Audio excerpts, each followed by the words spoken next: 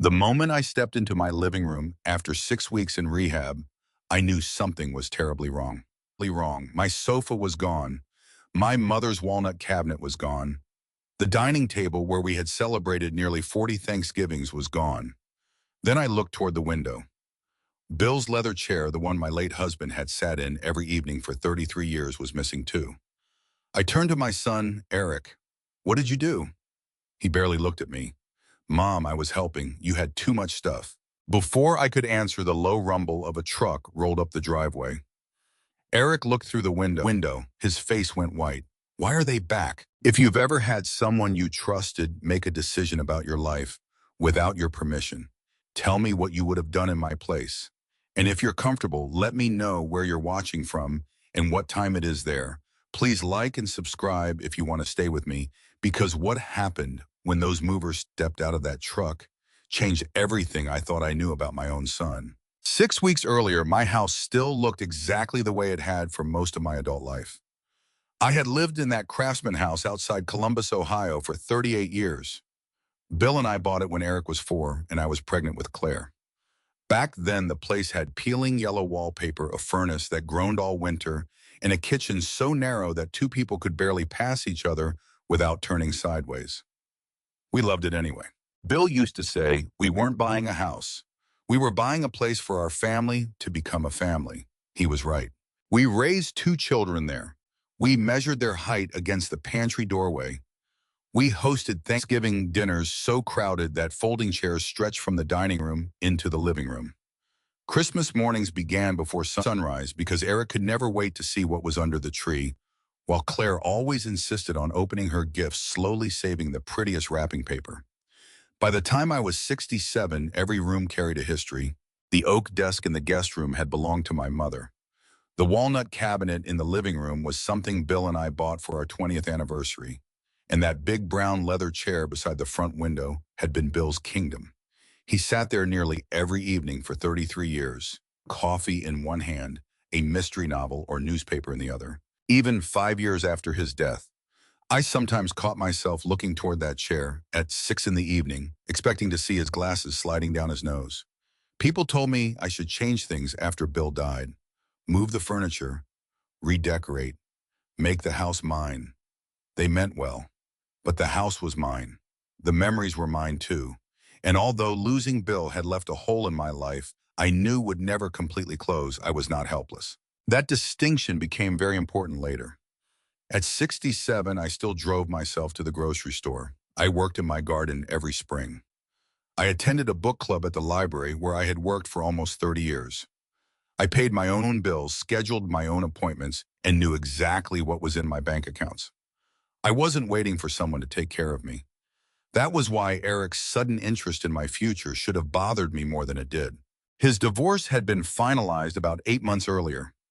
I knew it had been ugly. He and his ex-wife had fought over their condo, retirement, savings, and nearly everything else they had acquired during 11 years of marriage. Eric told me little about the financial details, and I didn't press. He was my son. I thought giving him dignity meant allowing him to tell me things when he was ready. After the divorce, he started visiting me more often. At first, I was delighted. He would arrive on Saturday mornings with coffee and pastries and say, "Figured I'd check on my favorite mother." "I'm your only mother," I would remind him. "That's why you're winning." That was Eric when he wanted to be charming. One Saturday in January, we were drinking coffee at my kitchen table when he looked around and sighed. "This house is getting to be a lot for you, Mom." I smiled. "That's funny. The house hasn't complained." "I'm serious, so am I." He leaned back in his chair. "You ever think about downsizing?" The question surprised. Downsizing to what? There are some really nice senior communities now. They're not nursing homes or anything. Apartments, activities, no yard work. I like yard work. Until you fall. I remember staring at him. "Why would I fall?" He shrugged. "I'm just saying, you're here alone." That bothered me more than I admitted, not because he was entirely wrong. I did live alone. But there was something about the way he said it, as though living alone meant waiting for something bad to happen. "I appreciate your concern," I told him, "but I'm not ready to leave this house." Eric smiled quickly. "Okay, forget I mentioned it. But he didn't forget. Over the next few weeks, the subject returned in little pieces. Heating costs, property taxes, the stairs, the size of the yard. One afternoon, he even asked what I thought the house was worth. I have no idea, I said. You've owned it almost 40 years. It's probably worth a lot. Maybe. You could sell it and have a really comfortable retirement. I already have a comfortable retirement. He went quiet after that. A few days later, Claire called from Cincinnati. She was a physical therapist and had inherited her father's habit of asking questions until she understood every detail. How often has Eric been coming over? She asked. Why? You've mentioned him 3 times this week. He's checking on me. Claire didn't answer immediately. What? Nothing. Claire, she sighed. Mom just don't let him handle anything financial. I felt myself stiffen. Your brother is going through a difficult time. I know. Then maybe give him some grace. I'm not saying he's a bad person.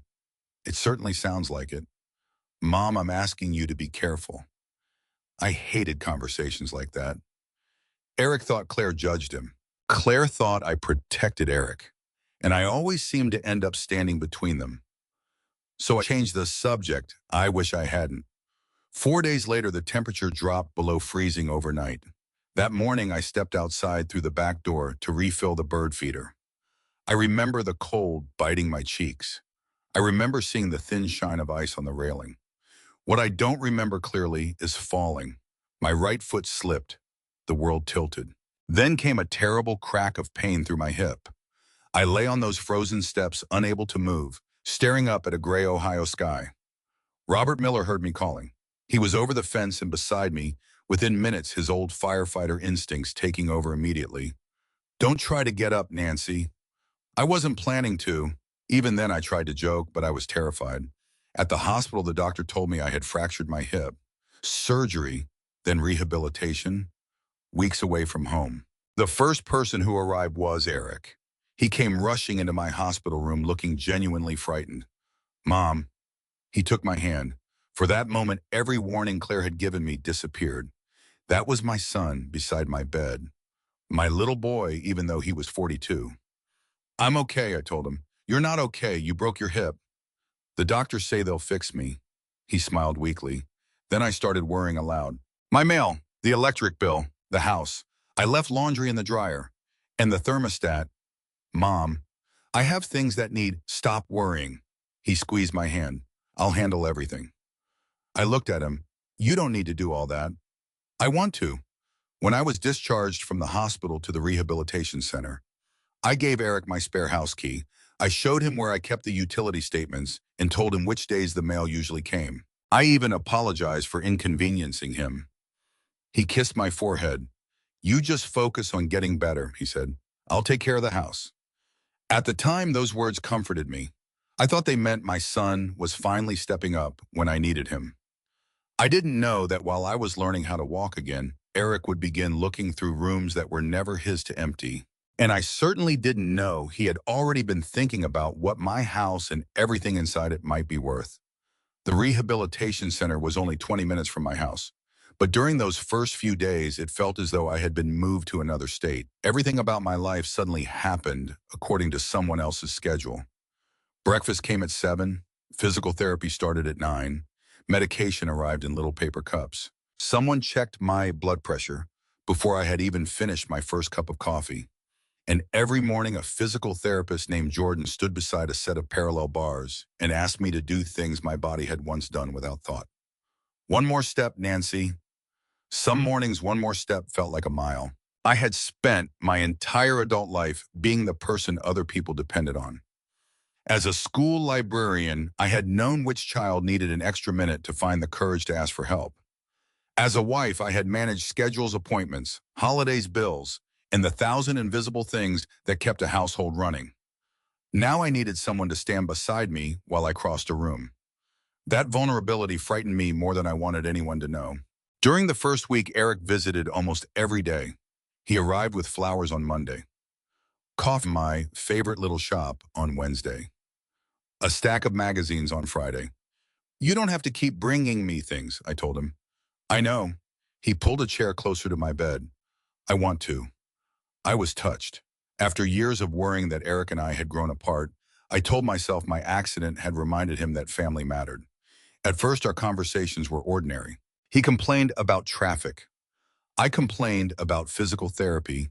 He showed me pictures of a dinner he had tried to cook and somehow burned. Then gradually his questions changed. Mom, where do you keep the homeowner's insurance policy? In the filing cabinet in my study. Which drawer? I looked at him. Why, Paul, just making sure I know where things are if something happens. Something already happened. He laughed. You know what I mean. The next day he asked about the deed. A few days later, he asked if I had ever had the furniture professionally appraised. No, I said. You've got some old stuff.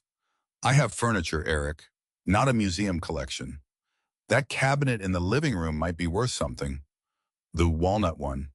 Yeah. Your father and I bought it years ago. How much? I shrugged. I don't remember. Do you still have the receipt? I stared at him long enough that he finally smiled. What? You've become very interested in furniture. I'm trying to help. That phrase was becoming his favorite answer. I'm trying to help. At the time, I accepted it more often than I should have. He had access to my house, and I had asked him to keep an eye on things. If he wanted to understand what was there, maybe that was responsible. That was what I told myself. Linda Martinez was the first person who seemed to think differently. Linda worked as a patient advocate at the Rehabilitation Center. She was in her late 40s with dark hair. She usually wore in a low ponytail, and the calm manner of someone who knew how to ask uncomfortable questions without making them sound like accusations. She first came to my room because there had been a mix-up involving a prescription. After that, she checked on me every few days. One afternoon, Eric was sitting beside my bed when Linda knocked. How are we doing today, Nancy? Apparently, I'm graduating from the walker to the cane soon. That's good news. Eric barely reacted. Instead, he asked, has anyone made a decision about whether she can live alone? Linda looked at him. That's something the rehabilitation team evaluates based on Nancy's progress. I know, I'm just thinking ahead. I'm planning to go home, I said. Eric smiled quickly. Of course, we're just exploring options. I looked at him. We are. He gave me one of those little looks adult children sometimes give their parents when they think they are being difficult. Mom, I'm saying we should be prepared. Linda's eyes moved from him to me. What would you like, Nancy? To go home. Then that's what the team will work toward. Something about the firmness in her voice comforted me. Eric changed the subject, but after he left, Linda stayed behind. Can I ask you something? Of course. Does your son usually manage your finances? No. Your medical decisions? No. Your property? I frowned. No, Eric is just looking after the house while I'm here. Linda nodded. I ask because family roles can change quickly when someone is hospitalized. Sometimes that works beautifully. Sometimes people become overwhelmed or misunderstand what authority they've been given. I smiled. Eric means well. I'm sure he may. There was something careful in the way she said it. Then she added, just remember that needing help temporarily doesn't mean you've surrendered your right to make your own decisions. Her words stayed with me. The next afternoon, Eric arrived carrying a large manila folder. I need your signature on some things. I immediately thought of Linda. What things? Insurance stuff, Medicare, a couple forms for the rehab. He set the folder on the tray table and handed me a pen. Where do I sign? Here, here, and here. I looked at him. I'm going to read them first, he sighed. Mom, they're routine. I was a librarian for almost 30 years. Reading things is sort of my specialty. He didn't laugh. I picked up the first page. It was exactly what he said it was, authorization allowing him to communicate with my insurance company about claims related to my accident. I read the second page. Also legitimate. Then I reached the third document. The language was different. I saw phrases about authority accounts, financial institutions, and representation. What is this? Eric leaned forward. That's just so I can handle things while you're stuck here. What things? Banking, bills, whatever comes up. I already have automatic payments. But if something happens, something keeps happening in your examples. His mouth tightened. Mom, why are you making this difficult? I'm not. I placed the document back on the tray. I'm not signing anything I don't understand. It's standard. Then I can have someone explain it to me. He sat back. For the first time since my accident, the warmth disappeared from his face. You asked me to help you. I did. And I'm spending my time driving back and forth, dealing with your mail, checking your house, talking to insurance people. I appreciate that. It doesn't feel like it. His tone hurt me, not because he raised his voice. He didn't. It was the resentment underneath it. The sense that my gratitude was somehow supposed to come with obedience. I handed him the documents I had agreed to sign. Take these, leave the rest. Eric stared at me. Then he took the folder. Fine. He stood. I'll see you tomorrow. But he didn't kiss my forehead that day. After he left, I sat staring at the closed door. I told myself he was tired, divorced, stressed, trying to help an injured mother while managing his own life. I found every excuse available to me. That evening, Linda stopped by again. Everything all right? Yes. The answer came too quickly. She glanced at the manila folder Eric had forgotten on the visitor's chair. Paperwork. My son brought some things for me to sign. Did you understand all of them? No. Then you were right not to sign. I looked toward the window. Snow was beginning to fall over the parking lot. I think he's just worried about me. Linda pulled the chair closer. Maybe he is. She paused. But concern and control can sometimes look very similar at the beginning. I didn't know then how important those words would become. Because while I was lying there defending my son, Eric was already spending more time inside my house than I realized. And without meaning to, I had given him several pieces of information he had wanted. He knew where I kept important documents. He knew which furniture had sentimental value. And most dangerously of all, he knew I was still determined to come home. For the next several days, Eric stopped asking me to sign anything. At the time, I took that as a good sign. I thought perhaps my refusal had reminded him that I was still capable of making my own decisions. I even felt a little guilty for suspecting him. What I did not know was that Eric no longer needed my signature to begin doing what he had already decided to do. While I spent my mornings learning how to climb 3 practice steps without losing my balance, my son was walking through my house with his phone in his hand taking photographs. Not family photographs, sales photographs. The first thing he listed was a pair of brass table lamps from my living room. Bill and I had bought them shortly after Claire graduated from college. They weren't especially valuable, but I liked the warm light they cast across the room in the evenings. Erica photographed them against a white wall and listed them online. Then came 2 end tables, a ceramic floor vase, a small bookshelf from the upstairs hallway, a wooden bench that had sat near my front door for almost 20 years. He started with things he believed I wouldn't notice. And for a while he was right. The person who noticed first was Robert Miller. Robert lived 2 houses down from me and had been our neighbor for more than 20 years. He was a retired firefighter, the kind of man who noticed when a trash can stayed at the curb too long or when somebody's porch light didn't come on at its usual time. Bill used to joke that no burglar would ever make it out of our neighborhood because Robert would have the license plate number before the police even answered the phone. One Tuesday afternoon, Robert was shoveling snow near his driveway when he saw a woman carrying one of my brass lamps toward her SUV. Eric followed her outside. Robert leaned on his shovel. Doing some redecorating, Eric laughed. Something like that. Your mom getting tired of her old stuff. She decided it's time to simplify. Robert later told me that was the moment something felt wrong. He knew how attached I was to my home. More importantly, he knew I was still in rehabilitation. Nancy decided that, he asked. Yeah, she's probably going into a smaller place after rehab. Robert frowned. She told me she was coming home. Eric's smile changed. Not much, just enough. Plans change. Then he went back inside. Robert didn't challenge him. Not yet. Meanwhile, Eric continued selling. At first, the money came in small amounts. $40, $75, $120. Most buyers paid cash or sent money through Venmo. Eric deposited everything into his own account. I didn't know any of that. What I knew was that he continued visiting me every few days, still bringing coffee, still asking about physical therapy, still playing the concerned son. That was what made his deception so effective. He didn't suddenly become cold. He mixed kindness with betrayal. Looking back, I think that was why I resisted seeing what was happening. Bad people in real life rarely behave badly every minute of every day. Sometimes they bring you coffee. Sometimes they hold the door. Sometimes they ask whether your hip hurts. And sometimes while you are thanking them for being there, they are selling your belongings.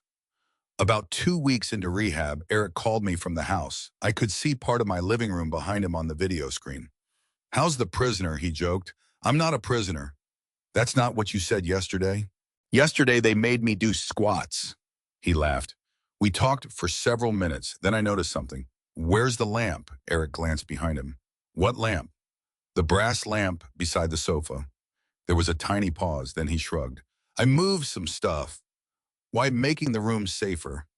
"For what? For you?" I frowned. "I don't need an empty living room." "It's not empty." "I didn't say it was." Another brief silence. Then Eric smiled. "Mom, you're overthinking this. I'm widening the walking paths. They said you'll probably come home with a walker, right? At first." "Exactly. Last thing you need is to trip over a bunch of furniture." That explanation sounded reasonable. So reasonable that I felt foolish for questioning it. "All right," I said. "See, I'm useful occasionally." I smiled. Occasionally. After we hung up, I pushed the thought away. But Eric had learned something important from that call. I was noticing individual items. If he wanted to remove the larger furniture, he would need a better explanation. So he changed his approach. Instead of selling everything himself, he contacted an estate clearing company. Bennett Moving and Estate Service was a local business run by a man named Marcus Bennett. Marcus had spent nearly 20 years moving families, handling downsizing projects, and helping relatives clear estates after deaths or moves into assisted living. Eric called him and told him a carefully edited version of my situation. "My mother's 67, Eric said. "She broke her hip. She's in rehab now and we're moving her into senior living afterward." None of that sounded extraordinary. Families made those calls every day. Eric told Marcus the house needed to be cleared quickly so it could be prepared for sale. Marcus asked the obvious question. "Is your mother authorizing the liquidation?" "Yes." "Do you have anything in writing?" Eric said he did. That should have been the end of his plan. But Eric had spent enough time around my files to know what legitimate paperwork looked like. He had access to emails I had forwarded him regarding insurance. He had the limited authorization I had signed allowing him to communicate about my accident claim. And he had several messages in which I had written phrases like, "Take care of whatever needs doing at the house." I meant things like bringing in the mail, checking the thermostat, taking out the trash. Eric presented those words as something much broader. Marcus later admitted that the paperwork should have been examined more carefully. But Eric's story was believable. He was the adult son. He had a key. He knew details about the property. He had documents bearing my name. And he repeatedly described the situation as a family downsizing project that I had already approved. Marcus agreed to visit the house. When he arrived, Eric walked him through each room as though everything inside belonged to him. "This can go," he pointed to the dining chairs. "That too. The walnut cabinet, the sofa, a bedroom dresser." Then they reached my mother's oak desk. Marcus ran a hand along the wood. "That's a nice piece." Eric looked at it differently now. Not as the desk where his grandmother once wrote birthday cards. Not as the desk I had inherited after she died. He looked at it as inventory. "What do you think it's worth?" Marcus gave him a rough estimate. Eric nodded. "Add it to the list." Marcus began documenting everything. Pickup dates, item descriptions, resale potential, transportation costs. For the first time, Eric wasn't selling a lamp here or an end table there. He was preparing to empty whole rooms. Robert noticed another change too. There were more cars stopping at my house. Strangers came and went. One afternoon, he saw Marcus's company van in the driveway. The next day, he saw 2 employees carrying boxes through my front door. Robert walked across the street. Eric intercepted him before he reached the porch. "Everything okay?" Robert asked. "Fine." "Looks like a lot of work." Eric folded his arms. "Mom's downsizing." "She tell you where she's moving?" Eric's jaw tightened slightly. "We're still figuring that out." Robert looked past him into my house. The front hallway seemed strangely bare. I talked to Nancy before her surgery, he said, and she seemed pretty determined to come back here. Eric's voice cooled. Robert, I appreciate you looking out for her, but this is family business. Robert held up both hands. Fair enough. He walked home. But he didn't stop paying attention, and Eric didn't stop removing things. By the end of that week, several smaller pieces were gone permanently. The larger ones were scheduled for pickup. And while I was celebrating the fact that I had managed to walk 80 feet with a cane, my son was standing in my dining room, arranging for strangers to take away the table where I had served his birthday cake for more than 30 years. He told himself he was simplifying my life. He told other people I had agreed. But there was one thing Eric hadn't accounted for. Some possessions are more than furniture. And there was one piece in my living room that I would never have allowed anyone to sell. Soon I was going to ask him about it directly. And when I did, Eric would look me in the eye and make a promise he had already broken. There was one piece of furniture in my house that no amount of money could have persuaded me to sell. Bill's chair. It was a wide brown leather recliner that sat beside the front window in our living room. By the time Bill died, the leather had softened and darkened around the arms. One corner of the back cushion had a shallow dent where he always rested his head. It was not elegant. It was not fashionable. And to anyone else, it was probably just an old chair. To me, it held 33 years of my marriage. Bill had a ritual every evening. He would come home, loosen his shoes, pour himself a cup of coffee, no matter how late it was, and settle into that chair with the newspaper. Later newspapers became mystery novels, then baseball games on television. He used to fall asleep during the seventh inning with his glasses halfway down his nose. I would stand in the doorway and say, "Bill, go to bed." Without opening his eyes, he would answer, "I'm watching the game." "You're snoring through the game." That's how I concentrate. Even after all those years, that still makes me smile. When Bill became sick, the chair became more than his favorite place. It became where we had some of our hardest conversations. He sat there the afternoon the doctor told us the treatment had stopped working. He sat there when we told Eric and Claire that their father was not going to get better. And one evening, perhaps 2 months before he died, I sat on the arm beside him while he held my hand. "You're going to be all right, Nance," he told me. I was angry with him for saying it. "How do you know?" "Because I know you." That isn't an answer. It's the only one I've got. After Bill died, I couldn't sit in the chair for almost a year. I dusted it. I vacuumed around it, but I left it exactly where he had placed it. Eventually, it stopped feeling like a wound and started feeling like a memory. That was why during my third week in rehabilitation, something very small made me uneasy. I wanted a book. Physical therapy had become exhausting, and reading before bed helped me stop thinking about every ache in my body. There was a mystery novel sitting on the little table beside Bill's chair. I had started it before my fall, so when Eric came to see me that Tuesday, I asked him to bring it. "The blue book beside Dad's chair," I said. "Can you grab it next time you are at the house?" Eric was pouring cream into my coffee. His hand stopped. Only for a second, but I noticed. "What, nothing?" "You made a face." "I didn't make a face. You did." He stirred my coffee too long. I moved the chair. I felt an immediate tightening in my chest. "Why, Mom?" "We talked about this. I'm clearing walking space. You move Bill's chair, just temporarily." "Where?" Eric looked down at the coffee. "Into storage." That answer didn't feel right. "What storage?" he sighed. "What storage, Eric? I put some things somewhere safe while I'm working on the house." I stared at him. "Listen to me." He looked up. "That chair does not leave my possession." "It's fine." "No, I want you to understand me clearly." "Nancy." It was Linda Martinez standing in the open doorway. She immediately noticed the tension between us. "I can come back." "No," I said. "It's fine." Eric smiled at her as though nothing was wrong. "My mother is worried about an old chair." I looked at him sharply.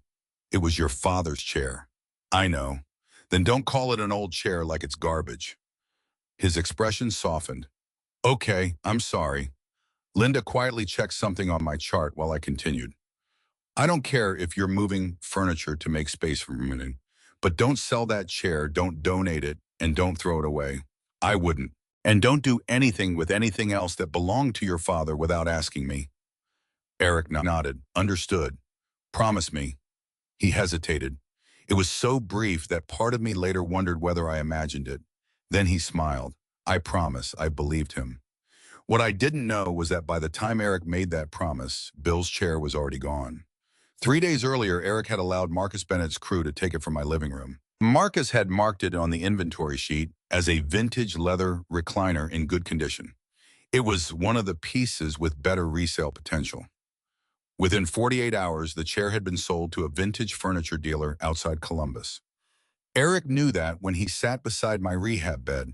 He knew it while I told him exactly what that chair meant to me. He knew it when I asked him not to tell it. And he knew it when he looked into my eyes and said, I promise. Years later, I would realize that was the moment his actions crossed a line I could no longer explain away as poor judgment. Before that, Eric could claim he believed he was helping. He could say he misunderstood. He could say he thought I wanted to downsize. But after that conversation, there was no misunderstanding. I had told him what I wanted, and he chose to deceive me. Back in my neighborhood, Robert was becoming increasingly suspicious. A few mornings later, he heard the heavy rumble of a truck and looked through his front window. A Bennett Moving and Estate Services truck was parked in my driveway. Two men were carrying my dining chairs out of the house. Rob stepped onto his porch. He watched another worker come through my front door carrying a side table, then a dresser, then several boxes. Something in him must have shifted at that moment, because instead of walking over and confronting Eric again, Robert took out his phone. He photographed the truck. He photographed the license plate. Then he took pictures of the furniture as it was being loaded. Robert had spent decades as a firefighter. He understood that when something didn't look right, details mattered. Time, date, location. He wrote them down. February 11th, 10:17 a.m. Bennett truck. Nancy still in rehab. 2 days later, the truck returned. Robert took more photographs. This time he saw my walnut cabinet being carried through the front door. He recognized it immediately.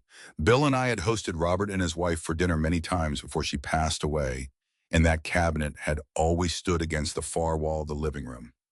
Robert watched Eric directing the movers. At one point, Eric pointed toward the dining room. The men disappeared inside. Minutes later, one end of my dining table emerged through the doorway. Robert lowered his phone. He later told me that was when he knew something was seriously wrong. I loved that table. My children had done homework at it. Bill had carved Thanksgiving turkeys beside it. Claire had announced her engagement there. Eric had blown out birthday candles there from the time he was 4 until he decided he was too old for family birthday parties. Robert knew I would never quietly send it away while lying in a rehabilitation center. But he also knew Eric was my son, and family situations can be complicated. So Robert didn't call the police. He didn't confront Eric. He did something far more useful. He kept watching, and he kept documenting. Meanwhile, I was getting stronger. I could walk farther every day. The therapist had begun talking about discharge. The possibility of going home filled me with determination. I pictured my kitchen in the morning, my own bed, my garden, Bill's chair beside the window. I had no idea that the home I was fighting so hard to return to was disappearing piece by piece. And I had no idea that Robert Miller's quiet decision to take a few photographs would eventually help prove something my own son would desperately try to deny. Claire came to see me on a Thursday afternoon, carrying a paper bag from a bakery I loved in Cincinnati. I brought your favorite lemon cookies, she said. You're trying to bribe me.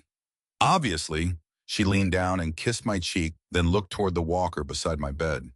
You're doing better. I'm doing wonderfully, according to me. According to Jordan, I still walk like a suspicious penguin. Claire laughed. For the first 20 minutes, everything felt normal. She told me about work. I complained about the bland food. She reorganized the flowers on my windowsill because Claire had never been able to sit still when something could be straightened. Then I made the mistake, or perhaps the blessing, of mentioning Eric. Your brother has been working himself to death at my house. Claire stopped arranging the flowers. What do you mean he's been moving furniture around so I'll have room when I get home? Her expression changed immediately. Moving what furniture? I don't know. Lamps, tables. He said he put some things in storage. Claire turned toward me. What storage? That's what I asked. And I waved my hand. He was vague. Claire sat down slowly. Mom, has Eric shown you any pictures of the house? No. Have you asked him to? Why would I? She stared at me. That old frustration appeared between us again. Because he has your key, your mail, access to your files, and apparently he's moving your belongings. He's making room for my walker. Is that what he told you, Claire? I'm asking. I could hear the edge in her voice. He's helping me. Her jaw tightened. You keep saying that like it automatically makes everything he does okay. That is not fair. No, Mom. What isn't fair is that every time I question Eric, you act like I'm attacking him. I turned toward the window. I don't want to spend my recovery listening to my children fight. Claire softened immediately. I'm sorry. Silence settled between us. Then she asked quietly, did you tell him he could sell anything? I looked back at her. Of course not. Nothing, no. Did you sign anything giving him authority over your property? No, I thought about the papers he had brought me. I signed something related to insurance. That's all. Claire looked deeply worried now. Mom, I need you to tell me exactly what he's been doing. So I did. I told her about the missing lamp during the video call, about Eric saying he had moved things into storage, about the questions regarding the deed and furniture values, and finally about Bill's chair. Claire went very still. He moved Dad's chair, yes, where he says storage. You believe that I bristled. I believe your brother knows how much that chair means to me. That's not what I asked. I didn't answer. Claire stood and picked up her purse. Where are you going to your house? Claire, don't start a fight. I'm not starting anything. I'm checking. You drove 2 hours to see me, and I saw you. She leaned over and kissed my forehead. I'll come back later. Claire. She paused at the door. Please. Her face softened. I promise I won't do anything reckless. Those words did not reassure me. I spent the next hour angry with her. At least I told myself I was angry. Beneath that anger was fear, because Claire had asked questions I had been avoiding. Why hadn't Eric shown me the house? What storage unit was he using? Why had he been so interested in the value of my furniture, and why had I accepted vague answers? Simply because they came from my son. Claire reached my house shortly before 5. She had used the temporary keypad code before when she came to water my plants after my surgery. She entered the numbers. Nothing happened. She tried again. The keypad flashed red. Eric had changed the code. Claire called him immediately. He answered on the 4th ring. Hey, why doesn't Mom's door code work? There was a pause. What are you doing there? I came to check the house.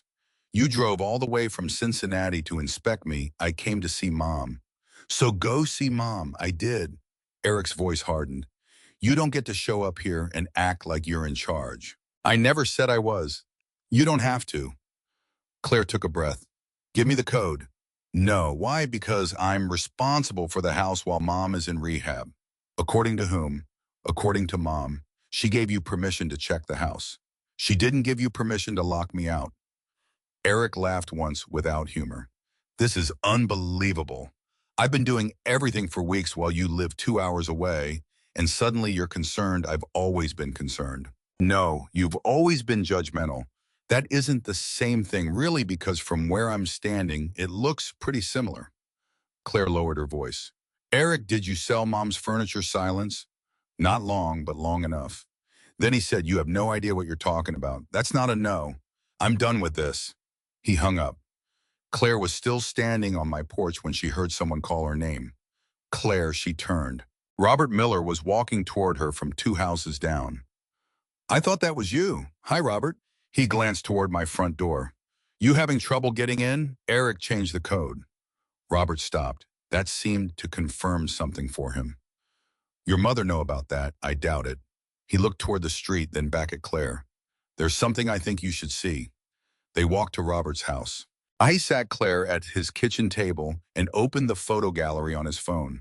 The first picture showed a Bennett moving truck in my driveway. The timestamp was clearly visible. The next showed 2 men carrying one of my dining chairs. Then another, then my walnut cabinet. Claire stared at the screen. Oh my God. Robert swiped again. My mother's oak desk was being loaded onto the truck. Another picture showed boxes stacked near the driveway. Another showed Eric talking to one of the movers. Then Robert opened the photograph that made Claire cover her mouth. Bill's chair. It was strapped to a moving dolly. The old brown leather recliner that Eric had told me was safely in storage was being wheeled down my front walk. When was this? Claire whispered. Robert checked. 3 days before your mother asked him about it. Claire looked at him. You're sure timestamp doesn't lie? The meaning was immediate. Eric had promised me he would never sell or dispose of Bill's chair after it had already been removed. That wasn't confusion. It wasn't misunderstanding. It was a lie. I need to tell Mom. Robert put his phone down. I agree. Claire then hesitated. She checked the time. My mobility assessment was scheduled for the following morning. If I passed, there was a real possibility I could go home within 2 weeks. Claire knew how much that meant to me. She also knew what a discovery like this might do. For months afterward, she told me she hated herself for waiting, but I understand why she did. She didn't want to walk into my room with half a story and break my heart before she knew exactly what had happened. I need proof, she said. Robert nodded. You've got my pictures. I need more. Together they began writing down everything they could identify: the moving company name, truck number, dates, iron, furniture pieces. Claire searched online and found several local listings that looked suspiciously familiar. A pair of brass lamps, a wooden bench, 2 end tables. The listings were already marked sold. Seller Eric Jackson. Her stomach turned. Then she found a photograph of my walnut cabinet. This time the listing was attached to an estate resale page. Claire took screenshots of everything. Before leaving Robert's house, she asked him one favor. If another truck comes, photograph everything. I will. And don't confront Eric. Robert raised an eyebrow. I'm 61, not 16. Despite everything, Claire smiled. Then her phone rang. It was me. She answered immediately. Hi, Mom. Where are you? Claire looked down at the photograph of Bill's chair still visible on Robert's phone. At your house? Is everything okay? For one terrible second, she nearly told me. Then she closed her eyes. I'm just checking a few things. That answer would bother her for weeks, because in that moment, Claire was doing something Eric had already done many times. She was keeping the truth from me. But unlike Eric, she wasn't hiding it to take something. She was trying to understand how much had already been taken. And what she discovered over the next few days would prove that my missing furniture was only the beginning of my son's plan. 3 days after Claire's visit, Eric arrived at the rehabilitation center carrying a glossy blue folder. By then, I could walk nearly the full length of the therapy hallway with a cane. Every step still required concentration, but my strength was returning faster than the doctors had predicted. Jordan had begun talking seriously about a discharge date. That should have been the only thing on my mind. Instead, I had started thinking about my son. Claire had been unusually quiet since her trip to my house. When I called her that evening, she asked more questions than usual. Had Eric visited? Had he brought me any more paperwork? Had I given him access to my bank accounts? Every time I asked why she was so concerned, she answered, I just want you to be careful, Mom. I knew Claire was holding something back. But I also knew my daughter well enough to understand that forcing her would only make her more cautious. So I waited. Then Eric walked into my room with that blue folder tucked under his arm. You look better, he said. I feel better. He glanced at the cane beside my bed. They really think you are ready to go home? The question sounded wrong. Not, when can you go home? Not, that's great. Instead, they really think you're ready. Yes, I said. Possibly next week. Eric sat down. That soon, I watched his face. Aren't you happy? Of course, he smiled. It came a second too late. I'm just surprised. He placed the blue folder on my tray table. What's that? Something I want you to look at. He opened it. Inside were photographs of a bright apartment with cream-colored walls, a balcony, and a small kitchen. Other pages showed smiling gray-haired couples playing cards, eating in a dining room, and exercising together. I read the name at the top, Willow Creek Senior Living. I looked at Eric. No, you haven't even looked at it. I don't need to. Mom, come on. I told you I'm going home. This isn't a nursing home. I know. They have independent apartments. You'd have your own place. I already have my own place. Eric exhaled through his nose. This is exactly what I'm talking about. You won't even consider another option. Because I don't want another option. He leaned forward. What happens the next time you fall? What happens the next time you get into a car accident? Should you stop driving? That's different only because you're 42 and I'm 67. His expression hardened. You broke your hip, Mom. Yes, and I'm recovering. You live alone. By choice, you have stairs. I also have a bedroom and bathroom on the first floor. You have a huge yard. I pay someone to mow it. Every argument he offered, I answered. That seemed to frustrate him more. Finally, he closed the folder. You know, Claire and I are going to have to deal with all of this eventually. The room became very quiet. I stared at him. What did you say? His face changed immediately. That came out wrong, did it? I meant the house. I know exactly what you meant, Mom. You said eventually. He rubbed a hand over his face. All I'm saying is keeping a 4-bedroom house full of stuff doesn't make sense forever. Forever, that's not, I'm sitting right here, Eric. He stood and walked toward the window. You turn everything into something emotional. I actually laughed. My son just told me he'll have to deal with my belongings eventually and I'm the one making it emotional. That's not fair. There it was again. Not fair. I had been hearing some version of those words from Eric since he was young. It wasn't fair when Claire got a scholarship and he didn't. It wasn't fair when Bill refused to lend him money for a motorcycle at 23. It wasn't fair when I told him I couldn't pay his credit card debt after his divorce. Somehow disappointment always became an injustice when it happened to Eric. I looked at the senior living brochure. Did you already contact this place? He hesitated. Just for information. Did you give them my name? Another pause. I asked about availability. Cold moved through me. Without asking me, I was trying to be prepared. No. My voice surprised even me. You were making plans. Eric picked up the folder. Fine, forget it. Before he could leave, Linda Martinez appeared in the doorway. Bad time, Eric smiled tightly. Apparently, he brushed past her. I'll call you later, Mom. I watched him disappear down the hallway. Linda entered slowly. What happened? I looked at the brochure. He wants me to move into senior living. What do you want to go home? Then that remains the goal. I nodded, but I felt shaken. Linda noticed. She pulled a chair beside my bed. There's something else I wanted to talk to you about. She had a few photocopied pages in her hand. Remember the paperwork your son brought earlier? Well, you said I could have our social worker help identify the documents you didn't understand. I sat straighter, and she placed one page in front of me. This appears to be a draft of a durable financial power of attorney. I knew the words individually. Together they frightened me. What would it have allowed him to do? Potentially quite a lot, depending on the final terms. She pointed to several sections. Access financial accounts. Handle transactions. Deal with certain property matters. Sign documents on your behalf. I felt sick. I thought it was insurance paperwork. The pages you sign in were limited insurance authorizations. You did not sign this. I stared at my own name typed across the top. Nancy Jackson. My hands grew cold. Why would Eric want this? Linda chose her words carefully. There can be legitimate reasons for families to establish powers of attorney, but it should be something you understand, choose freely, and usually review with your own attorney. My own attorney? Yes, not someone acting primarily for the person who wants the authority. That sentence landed hard. I thought about Eric asking where I kept the deed, about the furniture, the house, Willow Creek, his question about what would happen the next time I fell. Then Bill's chair. I told him not to sell my husband's chair, I said quietly.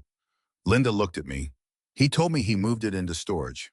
Do you know where? No. It was the first time I heard my own answer and understood how ridiculous it sounded. I had simply accepted it. Linda leaned toward me. Nancy, you don't have to accuse anyone of anything today. But until you're certain about what's happening, I would strongly recommend that you don't sign additional financial documents or share passwords. I nodded slowly. And I make a private phone call, of course. After Linda left, I searched through my contacts until I found a name I had not called in nearly a year. Susan Parker. Susan had been my older sister Diane's closest friend before Diane died. She was also an estate planning attorney who had helped Bill and me organize our affairs years earlier. She answered on the third ring. Nancy, what a surprise. Susan, I need your advice. Something in my voice must have changed her immediately. What happened? I told her about my fall. The rehab, Eric's questions, the paperwork, the senior living brochure. I did not accuse my son of stealing. I was not ready to say the word aloud. Susan listened without interrupting. When I finished, she was silent for several seconds. Then she said, "Nancy, do not confront Eric yet." That surprised me. Why not? Because right now you have concerns, not the full picture. My heart began pounding. What should I do? First, sign nothing. All right. Second, don't give him any additional banking information, passwords, or documents. I won't. Third, check your accounts. I can do that from my phone. Good. Look for anything unfamiliar. I opened my banking while we spoke. My checking and savings balances looked normal. Relief washed through me. There's nothing missing. Good, that matters. But why does it not make me feel better? Susan paused. Because money in the bank may not be the only thing you're worried about. She was right. I thought of my house. What else? Save every text from Eric, every email. Don't delete anything. And if he asks you to sign something, photograph it first. I swallowed. You sound like you think my own son might be trying to take advantage of me. I think you're calling me because part of you already wonders the same thing. I closed my eyes. That hurt more than any accusation could have. Susan's voice softened. You can love your son and still protect yourself. Almost the same thing Linda had been trying to tell me. Will you help me? Yes. Immediately, no hesitation. For now, Susan said, let Eric think everything is normal.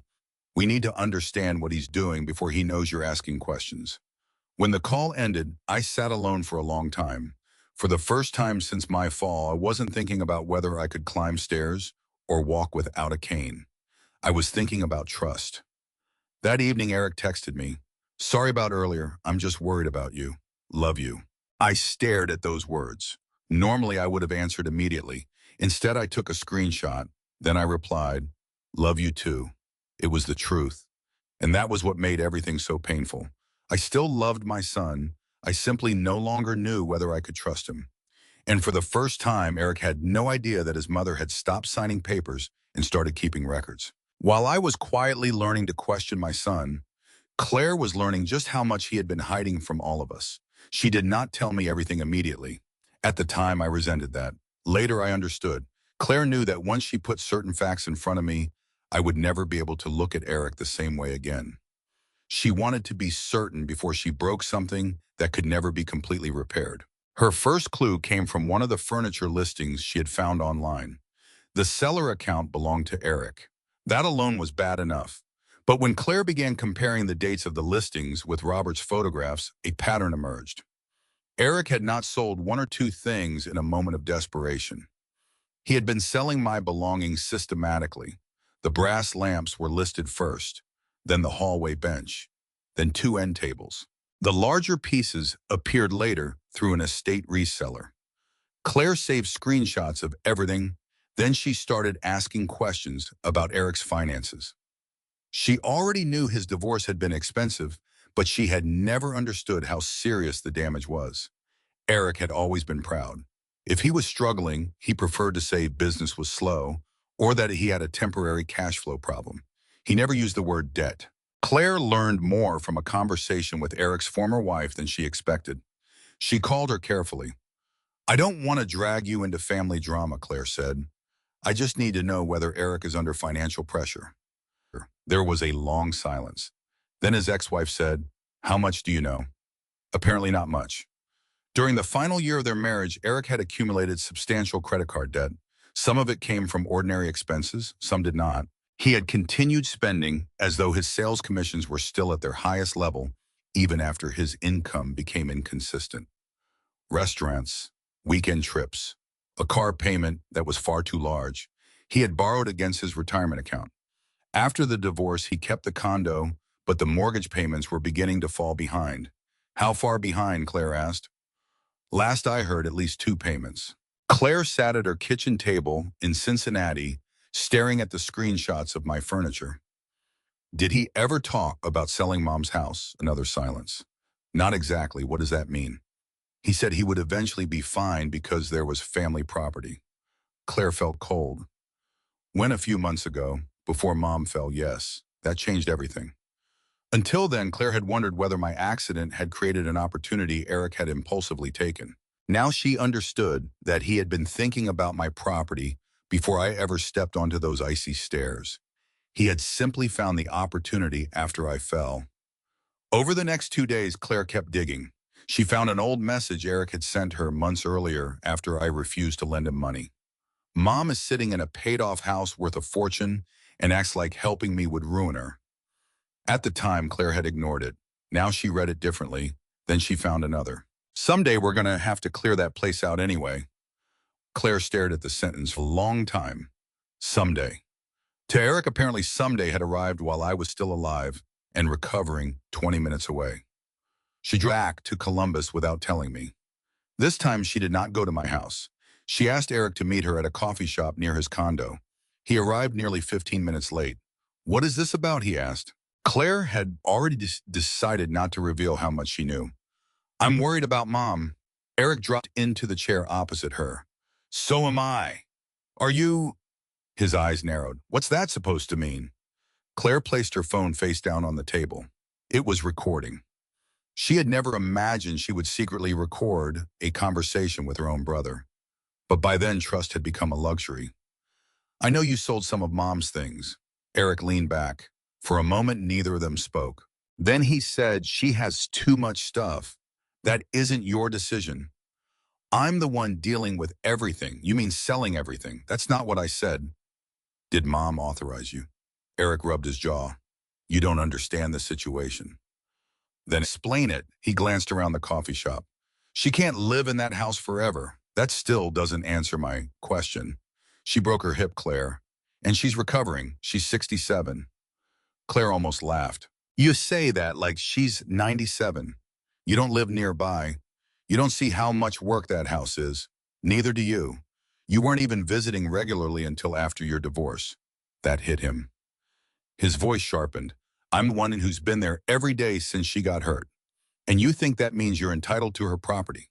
"I didn't say that. You sold Dad's chair." Eric looked away.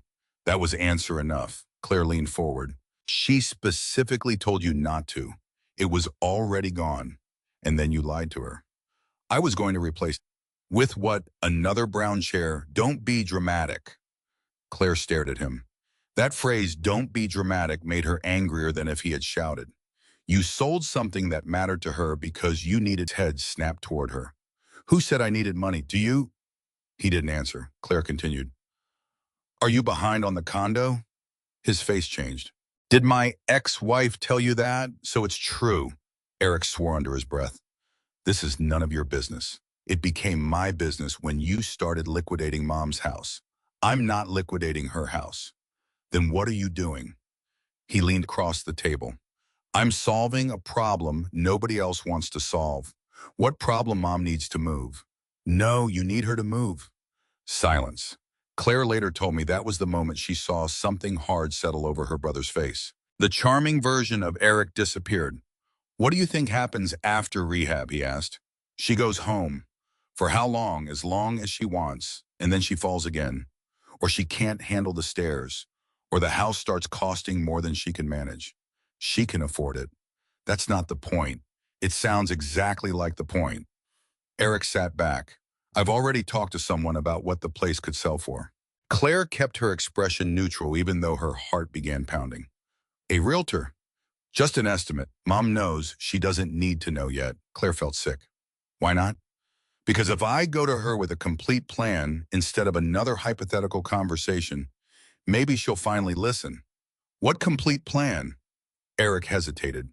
Then perhaps because he was angry, perhaps because he wanted someone to understand how clever he thought he was, he said too much. "Once the house is cleared out, she'll see how ridiculous it is for one person to keep it." Claire stared at him. There it was, not a misunderstanding, not concern, a plan. "You're emptying her house so she'll feel like she has no reason to return." "That's not what I said. It's exactly what you said." "No, I'm making the transition easier." "What transition?" Eric's voice dropped. "Selling the house." Claire's fingers tightened beneath the table. "And the money, it would be Mom's money." "That wasn't my question." His jaw clenched. "I've put a lot of time into helping her." Claire almost couldn't believe what she was hearing. "You expect to be paid. I expect not to be treated like my time means nothing. By selling her property without asking, those things are eventually coming to us anyway." Claire went completely still. There are sentences that reveal more about a person than an hour of explanation. That was one of them. Eventually coming to us anyway, as if inheritance were advance permission, as if my death were merely a delayed transfer date. Claire stopped arguing after that. She had what she needed. She let Eric complain for another few minutes, then ended the conversation. Outside, she sat in her car and listened to the recording from the beginning. When she reached the part about selling my house, she stopped it. Then she called Susan Parker. By the time the two women finished speaking, they understood that my missing furniture was no longer the entire problem. Eric had been clearing my home to make the next step easier. He wanted me out. He wanted the house sold. And while I was still practicing how to walk safely across a rehabilitation gym, my son had already begun planning what would happen to the home I intended to walk back into. But Eric had made one mistake. He believed Claire had come to that coffee shop hoping to argue with him. She hadn't. She had come to listen. And now she had his own voice explaining the part of the plan he would later desperately try to deny. The morning I was discharged from rehabilitation, I woke before sunrise. For 6 weeks I had imagined that day. I had pictured myself walking through my own front door, setting my purse on the little oak table in the hallway, and standing in my kitchen while coffee brewed in the machine Bill had bought me for Christmas years earlier. I had pictured sleeping in my own bed, opening my own refrigerator, looking through my own windows. Home had become more than a place during those weeks. It had become proof that the accident had not taken my independence from me. Jordan came into my room shortly after breakfast and found me already dressed. "You're eager. I've been ready since 5:30. He laughed. "You know the rules. Cane inside if you feel steady. Walker if you're tired. No trying to prove anything. I have nothing to prove." He gave me a look. That's exactly what someone trying to prove something says. By 9 o'clock, my belongings were packed. Linda stopped by and hugged me. "Remember what we talked about?" "I will. No signing anything you haven't reviewed. I promise. And call if you need help." I squeezed her hand. "You've been very good to me. You did the hard part." I smiled. At least I thought the hard part was over. Claire had planned to drive from Cincinnati that morning and take me home. She had called the previous night. "I'll be there by 10. But at 9:15, Eric walked into my room.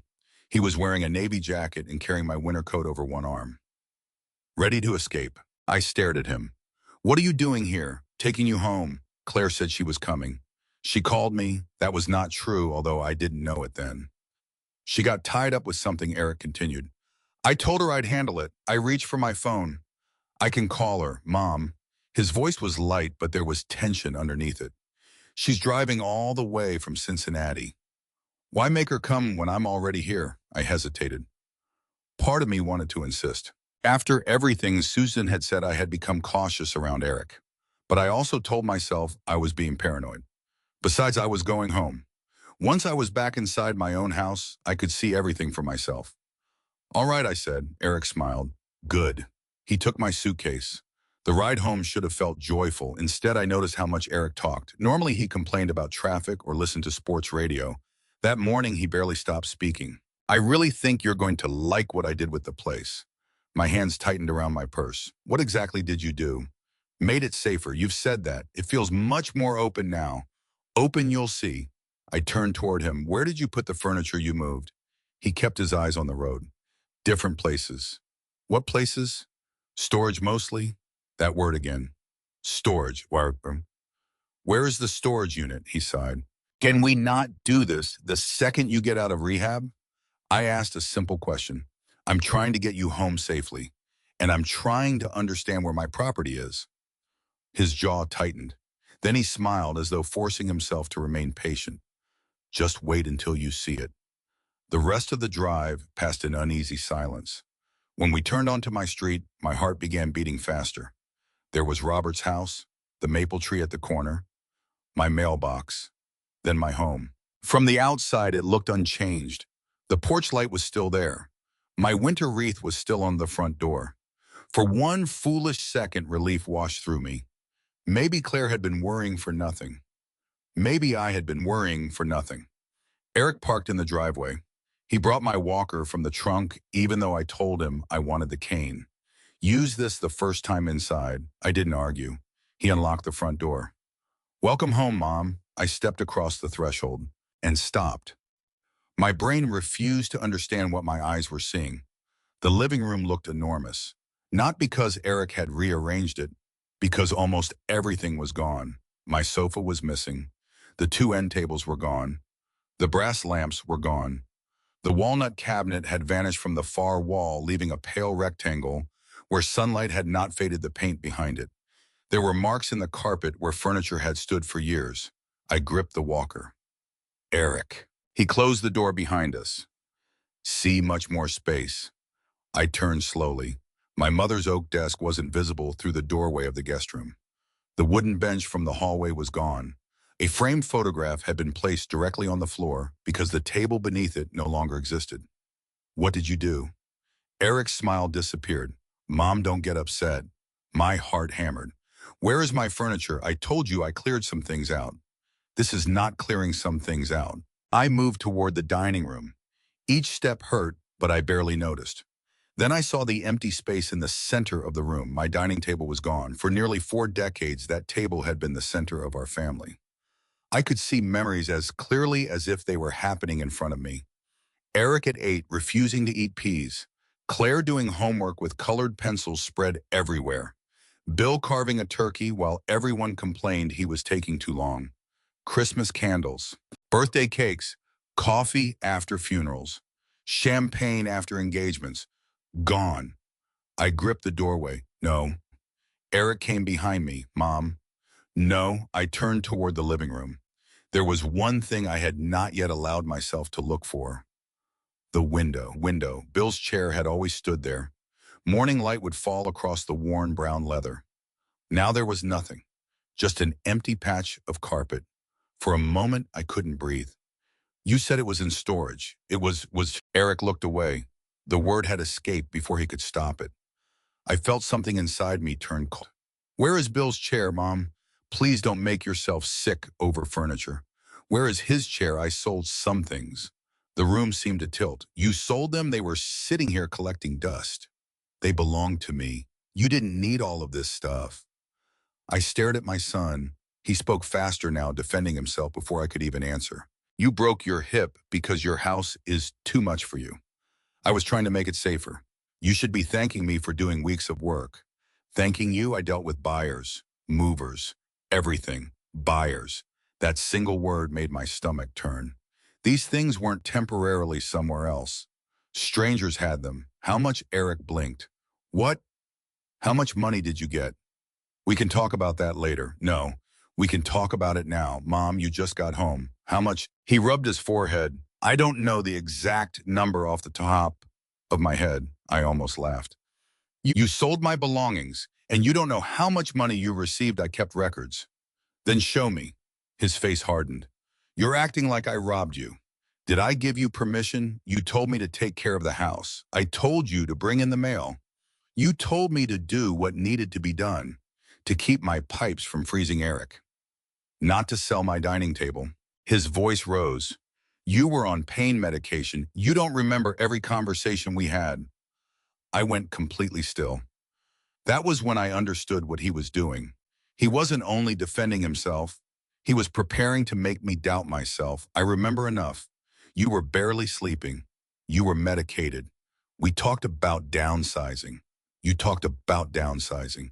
You agreed that the house was too crowded. No, you did. I looked directly into his eyes. Then show me.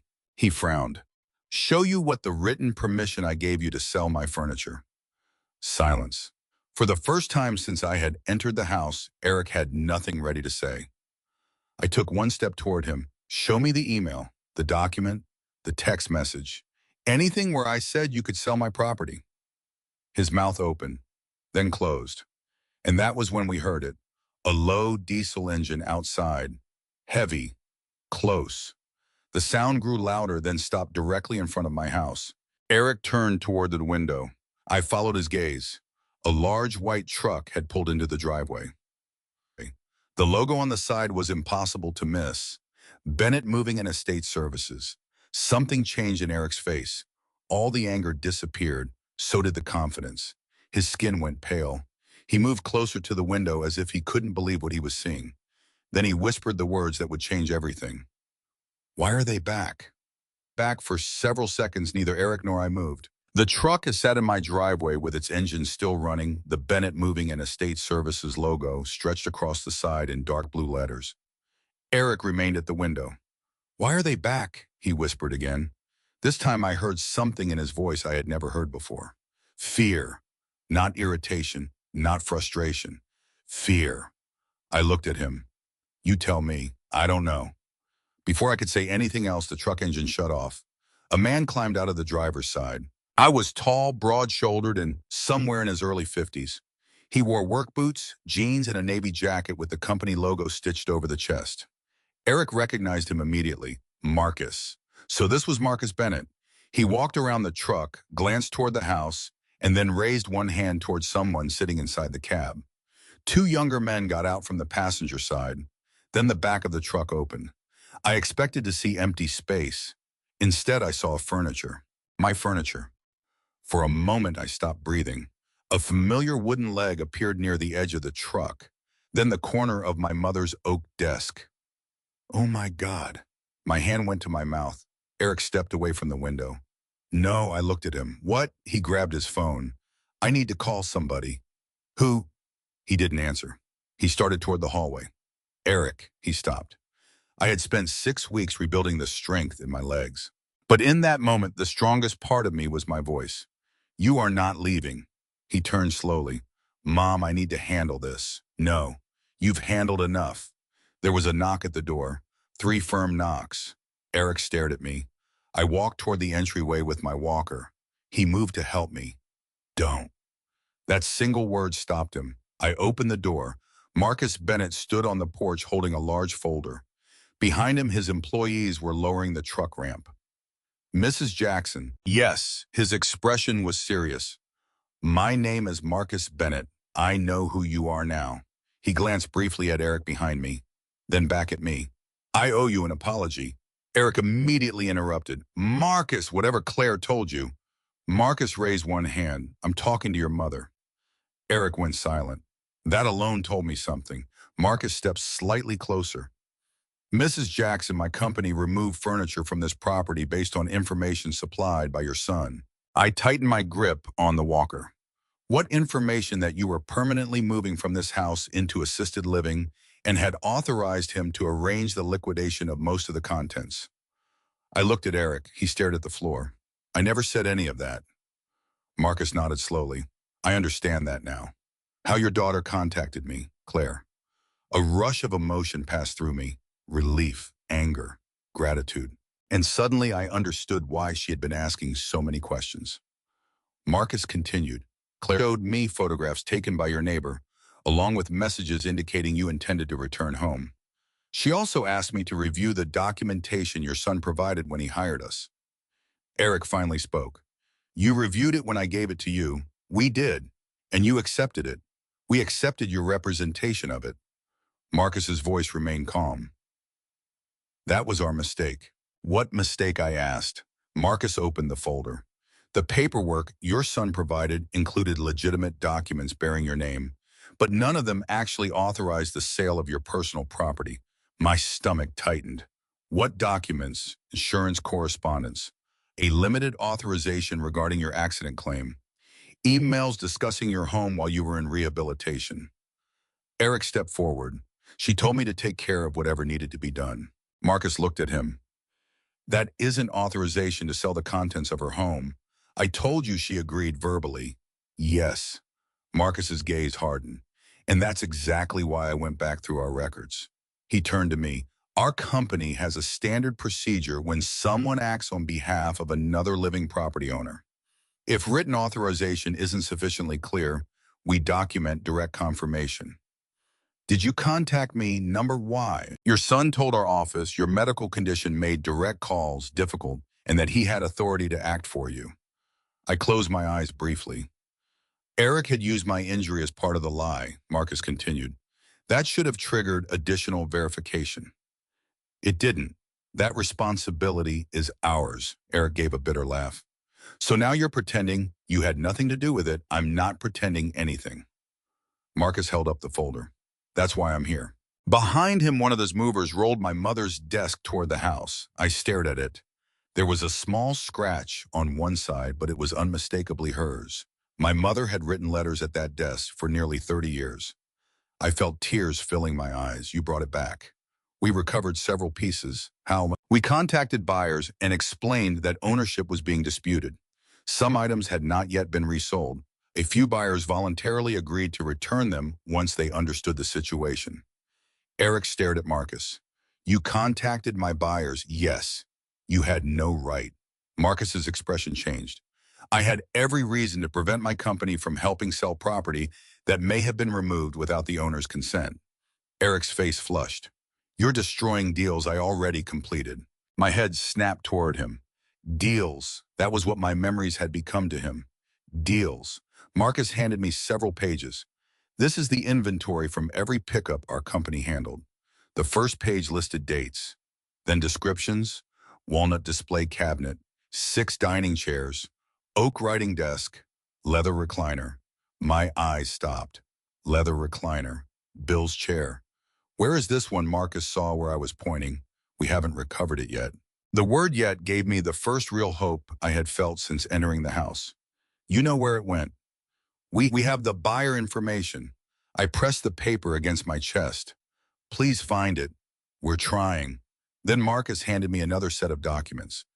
These are the transaction records associated with the items our estate resale partners handled. I scanned numbers without really understanding them. What am I looking at? Sale amounts, commissions, pickup charges, and payment instructions. He pointed toward the bottom of one page. There was a bank account reference. Where did the money go? Marcus looked directly at Eric. To an account your son designated. I turned. How much did you take? Eric crossed his arms. I didn't take it. It went into your account. I was managing it. For whom? For you. Then why didn't you tell me? He had no answer.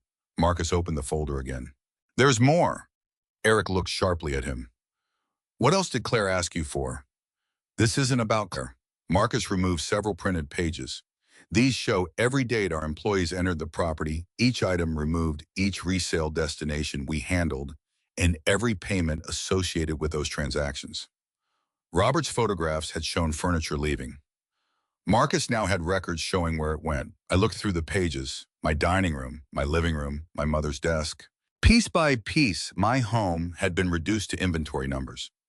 Eric shook his head. You're making this look worse than it was. I stared at him. How could it possibly look worse? Mom, I told you. We discussed downsizing. No. You discussed downsizing. You agreed. Then prove it. He pointed toward Marcus. I told them you agreed verbally. Marcus answered before I could. And that's the other issue. Eric turned. What Marcus's voice was measured. Our office documents authorization calls. Silence fell over the hallway. Eric's expression changed. Marcus continued. When a property owner gives verbal consent, the confirmation is logged and attached to the job file. My heart began pounding. Do you have a call from me? No, Mrs. Jackson. Any voicemail? Number, any email where I authorized this? But Eric interrupted. She told me privately. Marcus looked at him. That may be what you claim, but you told my office that direct authorization had been obtained. Eric opened his mouth. Nothing came out. I had seen my son talk his way through almost every difficult moment of his adult life. He always had an explanation, a reason, someone else to blame. But now the furniture was coming back through my front door. The paperwork was in my hands. And the man Eric had hired was standing in my hallway saying the one thing my son had never expected anyone to verify. There was no authorization from me. Outside, the movers began unloading another recovered piece. Eric watched them through the open doorway. For the first time that day, he went completely silent, and I realized the truck had returned with something far more dangerous to him than furniture. It had brought the truth back with it. For a long moment, the only sounds in my house were the scrape of furniture being moved across the front porch and the low voices of Marcus's crew outside. Eric stood near the window with his arms folded tightly across his chest. He looked cornered. I had seen that expression before. When he was 16 and Bill found out he had taken the car without permission. When he was 28 and admitted he had maxed out a credit card he swore he had paid off. When his marriage began falling apart, And every conversation somehow ended with him explaining what everyone else had done wrong. But this time was different. He was not a teenager, and what he had taken was not a car for one reckless evening. It was my property, my memories, my trust. Tell me the truth, I said. Eric looked at me. I already did. No, you gave me explanations. I was trying to make things easier for whom? His jaw tightened. For you. I laughed once. There was no humor in it. You sold my belongings while I was recovering from surgery, Mom. You lied about your father's chair. His eyes dropped. You told strangers I was moving into assisted living. I thought that was where this was heading, you thought. I was being realistic. No. You were making decisions you had no right to make. He dragged both hands through his hair. I was going to pay you back. The sentence hung between us. I stared at him. You were going to what? Pay you back. Marcus had been standing near the doorway, quietly allowing us to speak. At those words, his eyes shifted toward Eric. I took one slow step closer to my son. So you knew the money wasn't yours. That's not what I meant. It is exactly what you meant. Eric's face reddened. I needed cash temporarily. There it was. Finally, not safety, not concern, not making room for my walker. Money. How much? He looked toward Marcus. That number they have isn't the whole picture. Eric, some things had fees, commissions, moving costs. How much money did you receive? He didn't answer. I raised my voice for the first time. How much? He flinched. About 23,000. I felt as though someone had knocked the air from my chest. $23,000. For several seconds, I could only stare at him. I had imagined perhaps 2 or 3,000 from some old furniture sold too cheaply. But 23,000, Marcus spoke carefully. The gross sales we can document through our company and the estate reseller are higher than that. Eric turned sharply. Because that includes fees. Marcus nodded. Yes. But there were also pieces sold privately before our involvement. I looked back at Eric. The lamps. He said nothing. The bench. Still nothing. The end tables. Mom, those weren't worth much. That is not the point. I could hear my voice shaking. You keep talking about what things were worth as though the price decides whether you had the right to take them. Eric looked exhausted now. Or perhaps he wanted me to see him that way. You have no idea what I've been dealing with. Then tell me. He looked away. My divorce wiped me out. I waited. My commissions dropped last year. The condo payment is ridiculous. I had legal bills, credit cards. So you sold my furniture. I borrowed against things that were eventually going to come to us anyway. My stomach turned, eventually. That's not how I meant it. How else could you possibly mean it? He stepped toward me. Mom, Claire, and I are your children. And one day, yes, the house and everything in it would probably come to us. One day after I die. He closed his eyes. Don't say it like that. How should I say it? My voice broke. You decided my belongings were already yours because you expected to inherit them someday. No. Yes. Marcus quietly moved into the hall, giving us privacy, though the folder of records remained on the console table. Then the front door opened. Claire walked in.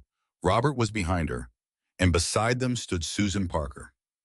Eric looked from one face to another. You've got to be kidding me. Claire stopped near the doorway. No, he pointed at her. You set this up. I contacted Marcus. You had no right. I had every right to stop you from selling Mom's property. This is between me and Mom. Susan stepped forward. No, Eric. At this point, it also involves legal ownership in financial records. He looked at her. And you are Susan Parker. Recognition crossed his face. Diane's friend. And your mother's estate attorney. The phrase made Eric visibly uncomfortable. Susan turned toward me. Nancy, are you all right? No. It was the first completely honest answer I had given anyone that day. She nodded. We'll take this one step at a time. Eric gave a bitter laugh. Great. Now I need a lawyer because I helped my mother clean her house. Claire stared at him. You still think that's what this was? I made a mistake. A mistake, she said. You sold Dad's chair after Mom explicitly told you not to. I already told you it had been sold before that conversation. That makes the lie worse, Eric. He glared at her. You've always wanted to make me the bad guy. This isn't about childhood. It's always about childhood with you. Enough. My voice silenced both of them. I turned to Susan. Tell me what he actually did. Susan chose her words carefully. Your son sold property he did not own and retained proceeds that belonged to you. Eric immediately interrupted. I wasn't retaining them permanently. Susan looked at him. That distinction is not yours to make after the fact. He folded his arms. I said I was going to repay her. With what, Claire asked. Eric didn't answer. Then Susan removed another document from her bag. There is something else Nancy needs to know. My chest tightened. What Susan looked at Eric. He seemed suddenly alert. Claire answered for her. Eric contacted a realtor. I stared at my son. He shook his head. It was an estimate. An estimate for what? The house. I felt my knees weaken. Claire reached for my arm, but I steadied myself against the walker. You were planning to sell my house? No, you contacted a realtor to know what it was worth. Why he didn't answer? Claire did, because he wanted to clear the house first. Eric turned on her. Don't. But Claire had already taken out her phone. I met him 2 days ago. My son's face changed. You recorded me. I listened to you. That's unbelievable. What's unbelievable is what you said. Claire looked at me, and I could see tears in her eyes. I'm sorry, Mom. She played a short portion of the recording. Eric's voice filled the room. Once the house is cleared out, she'll see how ridiculous it is for one person to keep it. Then another sentence. If I go to her with a complete plan, maybe she'll finally listen. Then the words that hurt most. Selling the house. Claire stopped the recording. I looked at Eric. He had nothing left to hide behind. So this was the plan. Mom, listen. No, you listen. My voice was quiet now. You emptied my home so I would come back and feel like there was nothing left for me here. I was trying to get you somewhere safer. You were trying to make my decision for me. The house is too much. That is my decision. You don't understand what it takes. I have lived here for 38 years. Don't tell me I don't understand my own house. His face twisted with frustration. I've spent weeks dealing with everything while Claire sits in Cincinnati, judging me. Susan spoke before Claire could answer. Whatever resentment you have toward your sister doesn't change ownership. Eric looked at her. Susan continued. Future inheritance is not present ownership. Being someone's child does not give you a current legal right to their property. The room fell silent. Eric looked at me. For the first time, he seemed to understand that this was bigger than an argument he could talk his way out of. I was going to fix it, he said. I shook my head. No, Eric. You don't know that. Yes, I do. I looked around the half-empty room. You were going to fix your debt. His face crumpled for a second, but I did not rush to comfort him. That was new for me. Then Susan placed a hand lightly on my arm. Nancy, there is more documentation we need to review. Eric looked up. What documentation? Susan met his eyes. The kind you apparently never thought to look for. For the first time that afternoon, fear returned to my son's face, and I realized he still believed some of what he had done would be impossible to prove. He was about to learn just how wrong he was. Susan did not answer Eric immediately. Instead, she walked to my dining room, or what remained of it, and placed her leather briefcase on one of the temporary folding chairs Marcus's crew had brought in. Sit down, Nancy, she said. I'm fine. You just came home from 6 weeks of rehabilitation. There was no arguing with that tone. Claire helped me into the chair while Eric remained standing near the doorway. He looked irritated now, but beneath the irritation I could see something else. Uncertainty. Susan opened her briefcase. Eric seems to believe there may be difficulty proving which items belong to you. Eric shook his head. I never said that. You implied that several times while we were speaking. I said some of this is old furniture. There aren't receipts for everything. Susan looked at him calmly. That's true. His shoulders relaxed slightly. Then she added, fortunately, receipts are not the only records that exist. She removed a thick folder. I recognized it immediately. The cover was pale gray with a small handwritten label in the upper right corner. Jackson Household Inventory. I stared at it. I haven't seen that in years, I know. Eric frowned. What is it? Susan turned toward me. Do you remember when we created this after Bill died? I did. The memory came slowly. After Bill passed away, I had been overwhelmed by paperwork, insurance, beneficiary forms, bank accounts, the will, the house. Susan had come over one Saturday with a camera, a legal pad, and 3 cups of coffee. You should document the household, she had told me. At the time, I had thought it was excessive. We spent most of the day going room by room, furniture, jewelry, artwork, electronics, anything that had substantial financial or sentimental value. Susan photographed everything. Where I still had receipts, we scanned them. Where I didn't, we wrote down what I remembered. Purchase dates, family history, approximate values, serial numbers when they existed. For several antiques, Susan suggested informal appraisals. I had nearly forgotten the entire project. I thought that was for insurance, I said. It was. Susan smiled faintly. In estate planning. Eric stared at the folder. You kept that. Not just this. Susan removed a small external drive. There is a complete digital backup in my office. Eric's face changed, only slightly, but I saw it. Claire saw it, too. Susan opened the folder. The first pages were photographs of my living room as it had looked several years earlier. There was the walnut cabinet, the brass lamps, the side tables, Bill's chair beside the window. Each photograph had a corresponding description. Owner Nancy Jackson. Purchased jointly by Nancy and William Jackson. Approximate year. Estimated replacement or appraisal value. Notes. Susan turned several pages. Here's the oak desk. My mother's desk filled half the page in a photograph. The description included the year I inherited it. My throat tightened. And here, Susan continued, is the dining set. Eric stepped closer. This doesn't prove I stole anything. The word stole came from him, not us. Nobody corrected him. Susan looked up. It helps establish ownership. Obviously, Mom owned the furniture. Good. Then we agree on that. Eric realized too late that he had walked into her question. His expression hardened. I never claimed it was mine. Susan nodded. Then there should be no dispute that the proceeds belonged to Nancy. Silence. Eric looked toward me. I told you I was going to pay you back. Susan closed the folder. You keep using that phrase. So you repay money you borrowed. Eric said nothing. You did not ask Nancy for a loan, Susan continued. You sold her property and deposited the proceeds into an account you controlled. I was going to make everything right. After what? He frowned.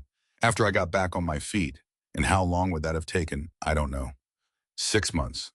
No answer. A year. He crossed his arms. Susan's expression remained calm. That uncertainty is precisely why documentation matters. She began arranging papers across the table. The household inventory, Marcus's removal records, the resale invoices. Then Claire placed her phone beside them. There's the recording. Robert, who had been standing quietly near the kitchen doorway, spoke next. And my photos. He pulled out his phone. Susan looked at him. Do they show dates, everyone? And the truck, yes. And specific items being removed. Robert nodded. Some clearly enough to identify.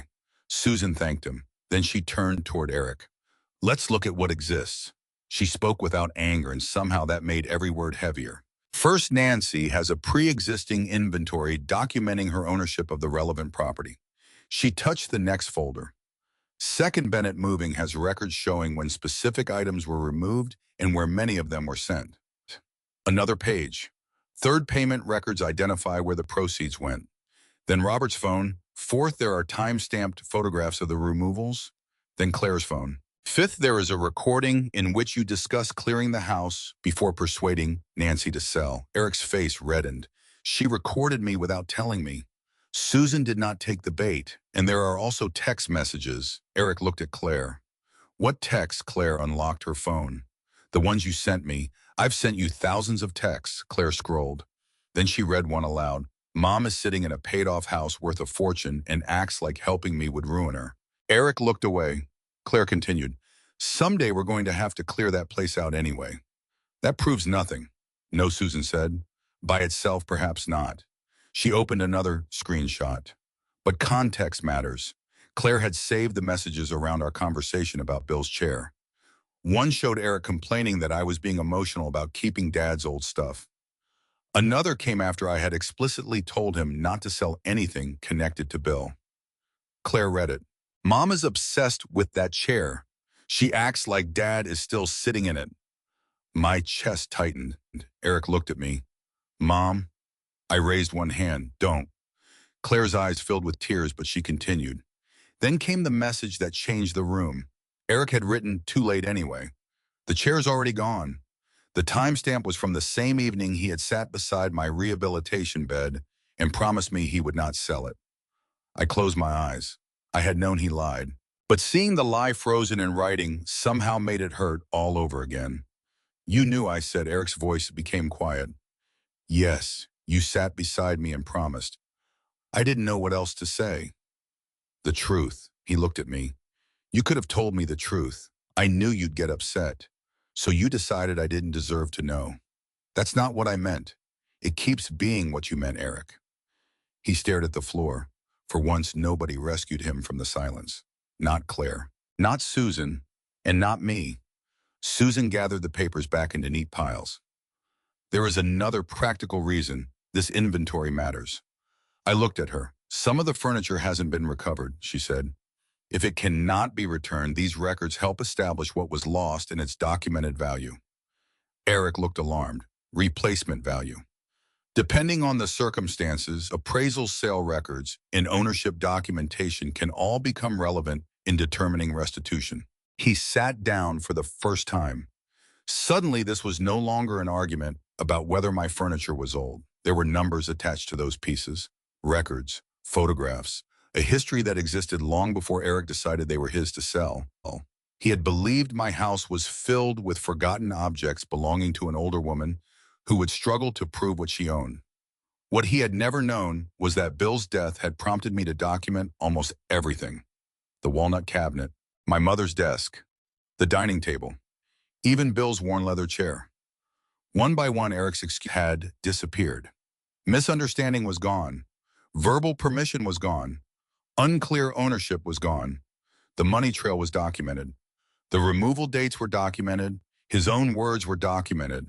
I looked across the table at my son and understood something that frightened me almost as much as his betrayal. For years, I had protected him from consequences. But now, for the first time, I held enough evidence to make sure consequences found him. Susan turned toward me. Nancy, what happens next is your decision. Eric looked up sharply, and so did I. Because until that moment, I had been focused only on proving what he had done. Now came the harder question. What was I willing to do about it? That night I barely slept. Claire stayed with me because Susan did not want me alone after such an exhausting day. Marcus and his crew had finished returning what they could before sunset, and Robert had gone home only after making me promise to call if I needed anything. Eric had left without saying goodbye. The house was quiet again. But it was not the comforting quiet I remembered. It felt hollow. I sat in the living room long after Claire went upstairs, staring at the places where furniture had once stood. Some pieces had returned, others had not.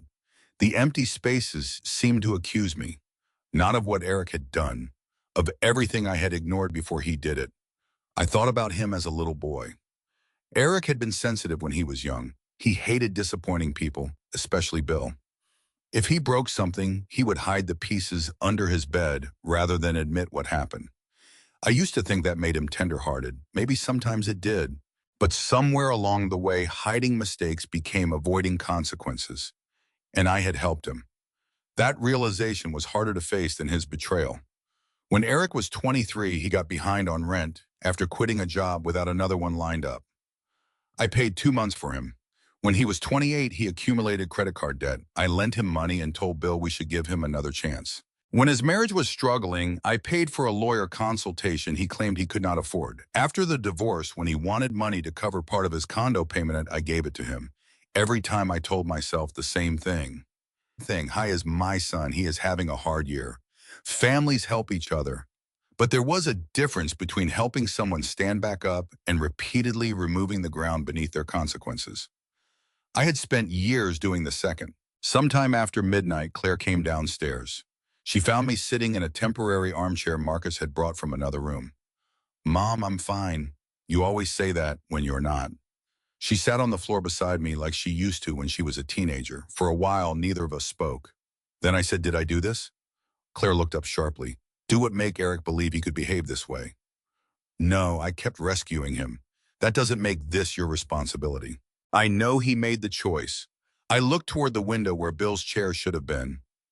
But I taught him something too. Claire frowned. What? That if things got bad enough, his mother would clean up the mess. She reached for my hand. You loved him. I still love him. That was the terrible part. Nothing Eric had done had erased the fact that he was my child. I could be furious with him and still remember holding him when he had a fever. I could feel betrayed and still wonder whether he had eaten dinner. Motherhood does not switch itself off simply because your child becomes the person who hurts you. But love could not be my excuse anymore. The next morning, Susan returned. She spread several documents across my kitchen counter and explained my options carefully. You can make a formal report now, she said. You have substantial documentation. I looked down at the paperwork, and if I don't, that does not mean doing nothing. What would something in between look like? Susan folded her hands. You can demand restitution and return of all recoverable property. You can revoke every form of access Eric currently has. You can require a written accounting of all sales. And you can make cooperation a condition of how far you choose to pursue this. Claire stood across from us. You don't have to protect him, Mom. I know, Susan nodded. But you also don't have to decide this based on anger. That was why I trusted her. She was not pushing me toward revenge. She was pushing me toward clarity. What would you recommend? I would recommend that you protect yourself first. That answer was simple and undeniable. By noon, we had a list. Eric would surrender every key to my house. The keypad code would be changed. Any authorization giving him access to insurance information would be revoked once no longer necessary. I would have no access to my bank account's mail financial documents or online passwords. He would provide a complete list of every item sold, every buyer, every payment, every account into which money had been deposited. Anything recoverable would be returned. Anything that could not be recovered would be included in restitution, and the money he had taken would have to be repaid. Not when convenient, not someday, according to a documented agreement. Susan contacted Eric and asked him to come to the house that afternoon. He arrived at 3. He looked terrible. His clothes were wrinkled, and there were dark circles under his eyes. For 1 second, my instincts rose up. Offer coffee. Ask whether he slept. Tell him everything would be okay. I forced myself to remain seated. Eric looked at Susan. Do we really need her here? Yes, I said. His eyes moved to me. Mom, can we talk privately? No. His face fell. Susan placed the written conditions on the table. This is what Nancy is requesting. Eric read the first page, then the second. His expression darkened. You want me to sign an admission? I want you to acknowledge what you did, I said. That can be used against me. I almost couldn't believe it. You're worried about what your own words might do to you. I'm trying to protect myself. So was I. That stopped him. He turned another page. I can't repay all of this immediately. I know. So what do you expect me to do? Sell things. He stared at me. The irony did not escape either of us. I continued, you have a second vehicle. His eyes widened. You want me to sell my car? You have too. The SUV is almost paid off and my dining table was fully paid for. Mom, my mother's desk was mine. He looked away. Your father's chair was mine. His jaw tightened. I get it. No, Eric, I don't think you do. I leaned forward. For years, whenever you had a crisis, I asked what I could do to fix it. I'm not doing that anymore. He stared at me. You're my mother, yes. Then how can you do this? The question hurt, but it also made something inside me become very clear. Because I'm your mother. He blinked. And being your mother does not mean helping you avoid the consequences of stealing from me. His face flushed. I said I was sorry. No, you said you were going to pay me back. You said you were helping. You said you were worried. You have explained yourself a dozen times. I held his gaze. I'm still waiting for you to take responsibility. He pushed the papers away. This is cruel. Claire shifted beside me, but I raised my hand before she could speak. I wanted to answer him myself, cruel. My voice was quiet. You sold your father's chair while I was learning to walk again. Eric looked down. You lied when I asked where it was. Silence. You emptied rooms in my home because you thought I would be easier to convince once I came back and saw everything gone. His eyes closed. And now you're calling me cruel because I won't rescue you from what you did. He whispered I made a mistake. No, I shook my head. A mistake is forgetting an appointment. A mistake is backing into someone's mailbox. I pointed toward the paperwork. This was a series of choices. Eric sat very still. Susan finally spoke. If you cooperate fully, Nancy is willing to consider that cooperation when deciding what further steps to take. If you hide assets, conceal sales, refuse restitution, or provide false information, she will preserve every option available to her. Eric looked at me. You'd really do that? For most of his life, the answer would have been uncertain. That was why he was asking.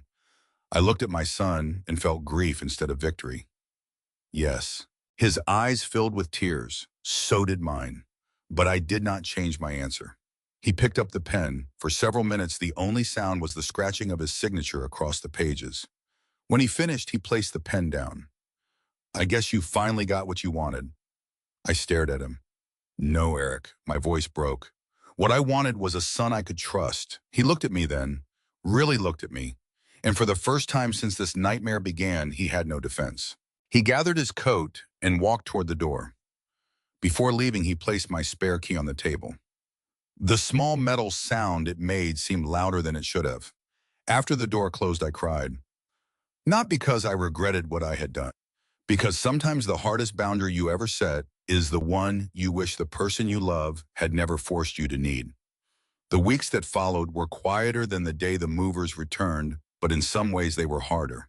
There was no dramatic confrontation every morning, no truck in the driveway, no folder of evidence being opened across my table. Instead, there were phone calls, lists, receipts, names of strangers who had purchased pieces of my life without knowing they were buying something that had never been theirs to sell. Marcus Bennett kept his promise. He personally helped trace every item his company had handled. Some were surprisingly easy to recover. Others had already changed hands. My mother's oak desk came back first. When the movers carried it through the front door, I stood beside the wall with my cane and watched them place it in the guest room. There was a fresh scratch along the left side. One drawer stuck slightly when I opened it. I ran my fingers across the wood anyway. My mother had sat at that desk writing Christmas cards in careful blue ink. After she died, I found one unfinished card inside the top drawer. For years, I had kept it tucked beneath the stationery. When Eric sold the desk, that card had still been inside. I pulled open the drawer. The papers were gone. For 1 second, my heart dropped. Then Marcus handed me a small envelope. We found these inside when the desk came back. I opened it. There was my mother's unfinished Christmas card. I had to sit down. Marcus looked away politely while I cried. That was how recovery happened. Not all at once, one object at a time, one memory at a time. A week later, Marcus called about the dining table. We found the buyers. My heart lifted. Can we get it back? There's a complication. A young married couple named Emily and Jason had purchased it through the estate reseller. They had already brought it into their home. They didn't do anything wrong, Marcus explained. They bought it believing the sale was legitimate. I know. They're willing to talk. I did not want to punish strangers for Eric's decisions, so Claire drove me to meet them. Emily opened the door looking nervous. She could not have been more than 30. The moment she saw me, she said, Mrs. Jackson, I'm so sorry. You have nothing to apologize for. The table stood in their dining room, my table. For a second, I could almost see my family sitting around it. Bill at the head, Eric reaching across for another dinner roll, Claire laughing at something her father had said. Emily followed my gaze. We didn't know. I know you didn't. Jason came in from the kitchen. Marcus had already explained everything to them. They had paid a fair price and were legally entitled to insist on resolving the issue through the reseller. Instead, Emily placed her hand on the back of one chair. My grandmother had a table like this, she said.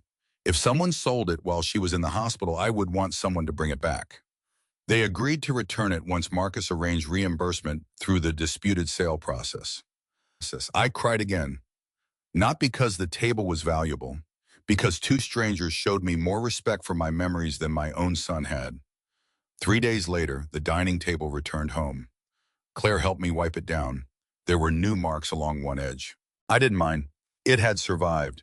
Then came the phone call I had been waiting for. Marcus found Bill's chair. The vintage dealer who bought it still had it in his warehouse. He had planned to restore the leather and resell it. When Marcus explained the situation and provided documentation, the dealer agreed to return it after the transaction was unwound.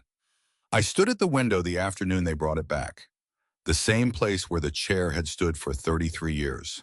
When the truck stopped outside, my hands began shaking. Claire put her arm around me. "Mom, I'm all right," she smiled faintly. "You're allowed not to be." The movers carried the chair through the door. I saw the worn leather first, then the familiar shape of the back. There was a new scratch running along one arm. I touched it gently. For a moment, I imagined Bill complaining, "Who scratched my chair?" Then he would have pretended to be offended for 5 minutes before forgetting about it completely. I laughed through my tears. Claire looked at me. "What, your father would be furious about that scratch for approximately 7 minutes." She laughed too. We placed the chair beside the window, exactly where it had always been. I sat in it for the first time since coming home. The leather creaked beneath me. It smelled faintly different after weeks in a warehouse. But when I rested my hand on the arm, I knew it was his. Not everything came back. Several lamps were gone. The hallway bench had been resold again and could not be traced. Some decorative pieces disappeared into cash transactions with buyers Eric could not or would not identify. A small side table Bill had refinished himself was never recovered. At first, every missing item felt like another wound.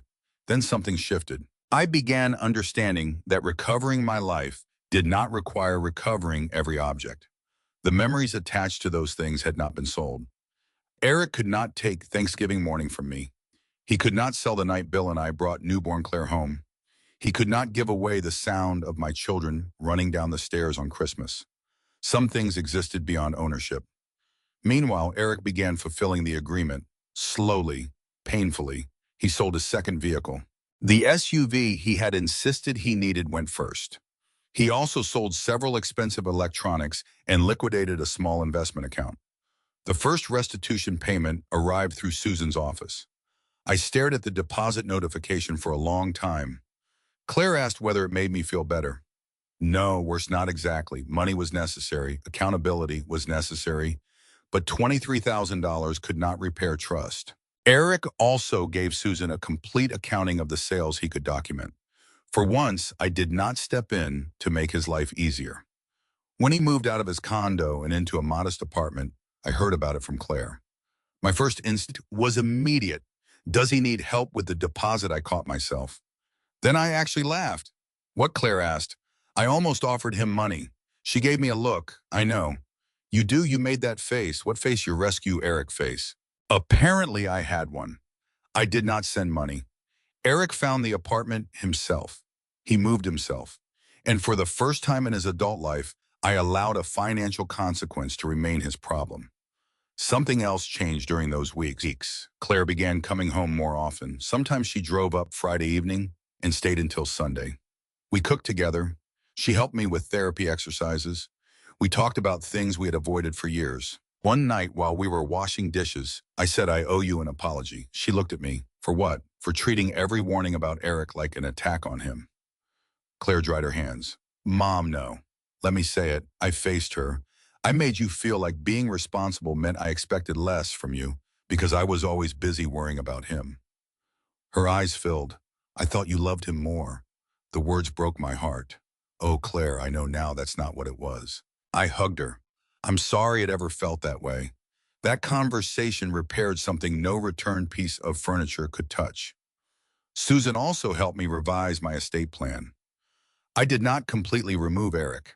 People expected me to. Perhaps part of me expected it too. But I wasn't trying to punish him from beyond the grave. I was trying to protect myself while I was alive. Susan built safeguards into the plan. Future inheritance would be structured carefully. Eric would have no authority over my finances, no automatic decision-making role, no ability to pressure me into selling property. Claire asked if I was sure. Yes, you're still leaving him something. He is still my son. She nodded. But being my son will never again be confused with having control over me. By early spring, my house looked different. Some furniture had returned. Some never would.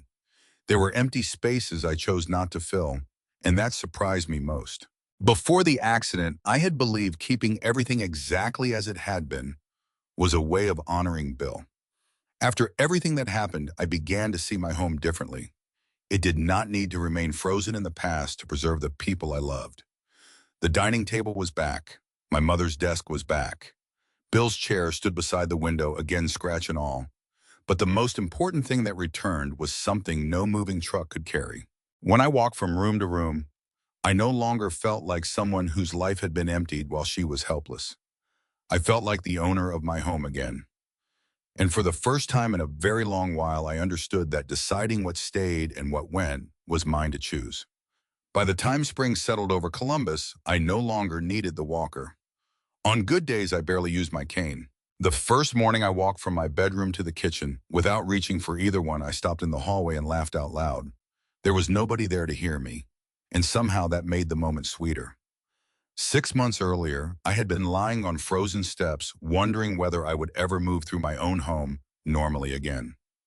Now I was standing in that same house making coffee, opening curtains, and deciding what I wanted to do with the day. Deciding. That word had become important to me. For most of my life, I had never thought of independence as something precious. It was simply there. Then for a few terrible weeks, other people began making decisions around me as though my injury had erased my voice.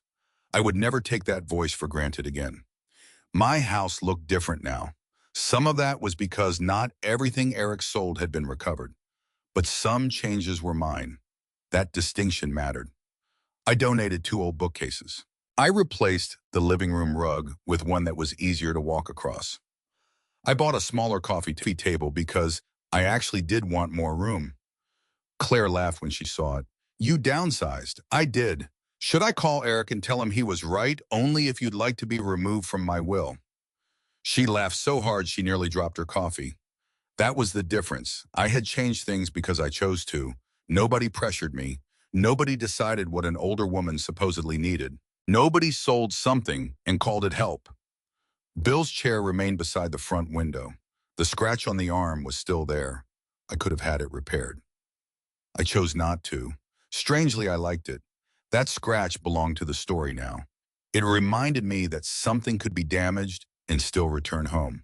One Saturday afternoon in May, my phone rang. Eric. We had spoken only a handful of times since the confrontation. Most communication about restitution still went through Susan. Eric had made every required payment so far. He had provided the sales records, cooperated with Marcus. For once, he was doing what he had agreed to do without asking me to make the process easier. I answered, "Hello, hi, Mom." His voice sounded uncertain. "Hi." A long silence followed. Then he said, "Would it be okay if I came by?" Every maternal instinct in me wanted to say yes immediately. Instead, I asked why I want to talk to you. We can talk now, I know. Another pause. I'd rather say this in person. I looked toward Bill's chair. Whenever you're comfortable. That sentence caught my attention. The old Eric would have said he was already nearby. He would have created urgency. He would have made his need the center of the conversation. Tomorrow afternoon, I said. Okay, 3 o'clock, I'll be there. And Eric, yes. Coming here doesn't mean everything is back to normal, I know. For the first time, I believed that he might. He arrived at exactly 3 the next day. No coffee, no flowers, no gift designed to soften me, just Eric. When I opened the door, he looked thinner than I remembered. His clothes were simpler. The expensive watch he used to wear was gone. I noticed all of it, but I did not mention any of it. Come in. Thanks. He stepped into the living room and stopped when he saw Bill's chair. For several seconds, he simply looked at it. You got it back? Yes. I heard Marcus found it. He did. Eric noticed the scratch. I'm sorry. I waited. He looked at me. I'm not talking about the scratch. I sat in the chair. Eric took the sofa across from me. For a moment, he rubbed his hands together. Then he said, I've rehearsed this about 50 times. That doesn't sound promising. A faint smile appeared, then disappeared. I was wrong. I said nothing. He swallowed. I kept telling myself I was helping you because that sounded better than admitting what I was doing. My chest tightened. But I wasn't helping. No, I needed money. Yes. And I was angry. That surprised me. At me, at everybody. He looked down. My ex-wife, Claire, my boss, myself. Then he met my eyes. And you. Why? Because you had security. The answer was ugly, but it was honest. You had a paid-off house, savings, a pension. Everything in your life looked stable, and mine was falling apart. So you thought I owed you. He nodded slowly. I think I did. The admission hurt, but it also felt different from his old excuses. He continued.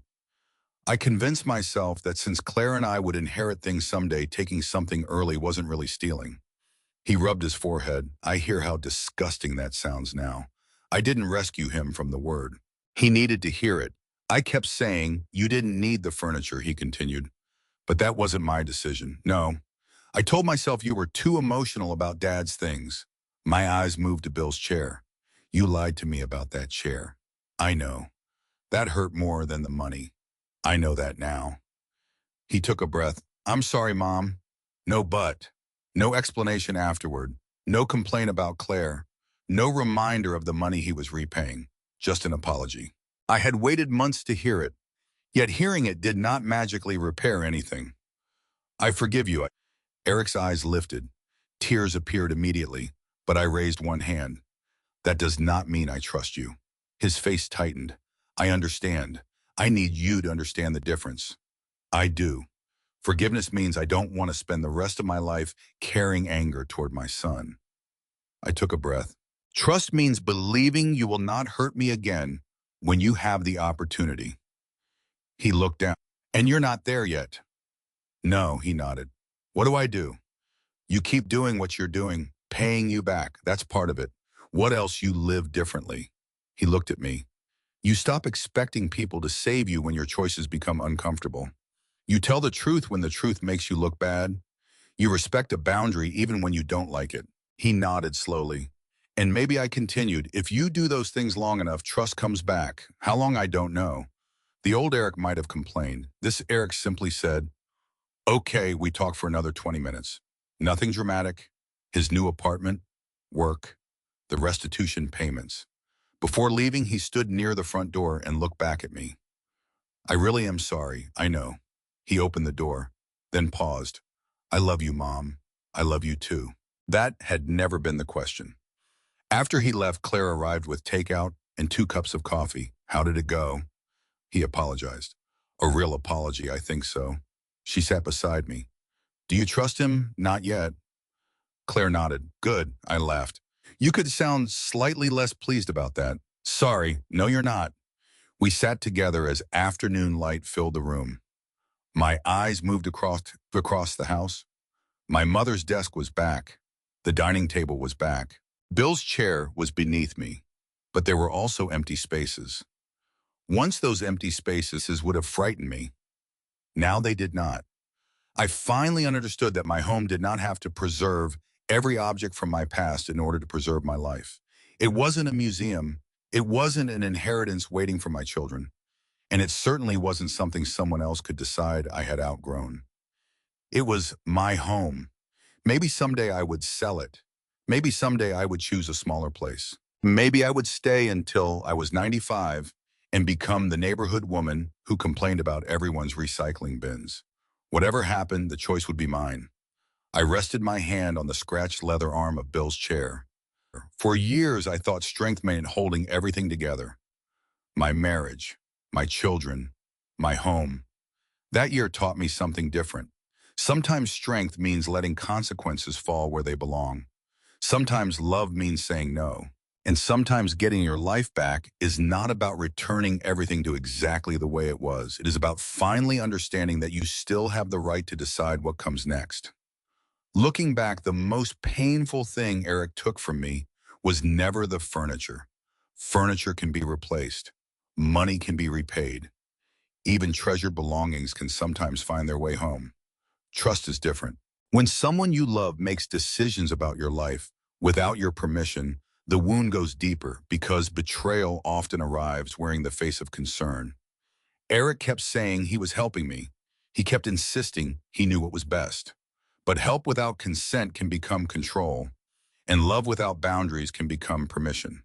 For years, I believed being a good mother meant protecting my children from pain whenever I could. What I eventually learned was that protecting an adult child from every consequence does not always help them. Sometimes it teaches them that someone else will always clean up whatever they break. Setting boundaries with Eric did not mean I stopped loving him. It meant I finally stopped confusing love with surrender. I also learned something I hope every woman listening remembers: getting older does not make your voice smaller. Your home is still yours. Your money is still yours. Your decisions are still yours. Needing help after an illness, injury, or difficult season does not mean giving anyone ownership of your future. And forgiveness does not require immediate trust. I could forgive Eric because I did not want bitterness to control the rest of my life. But trust had to be rebuilt slowly through actions, honesty, and respect. If you were in my place, what would you have done? Would you have given Eric the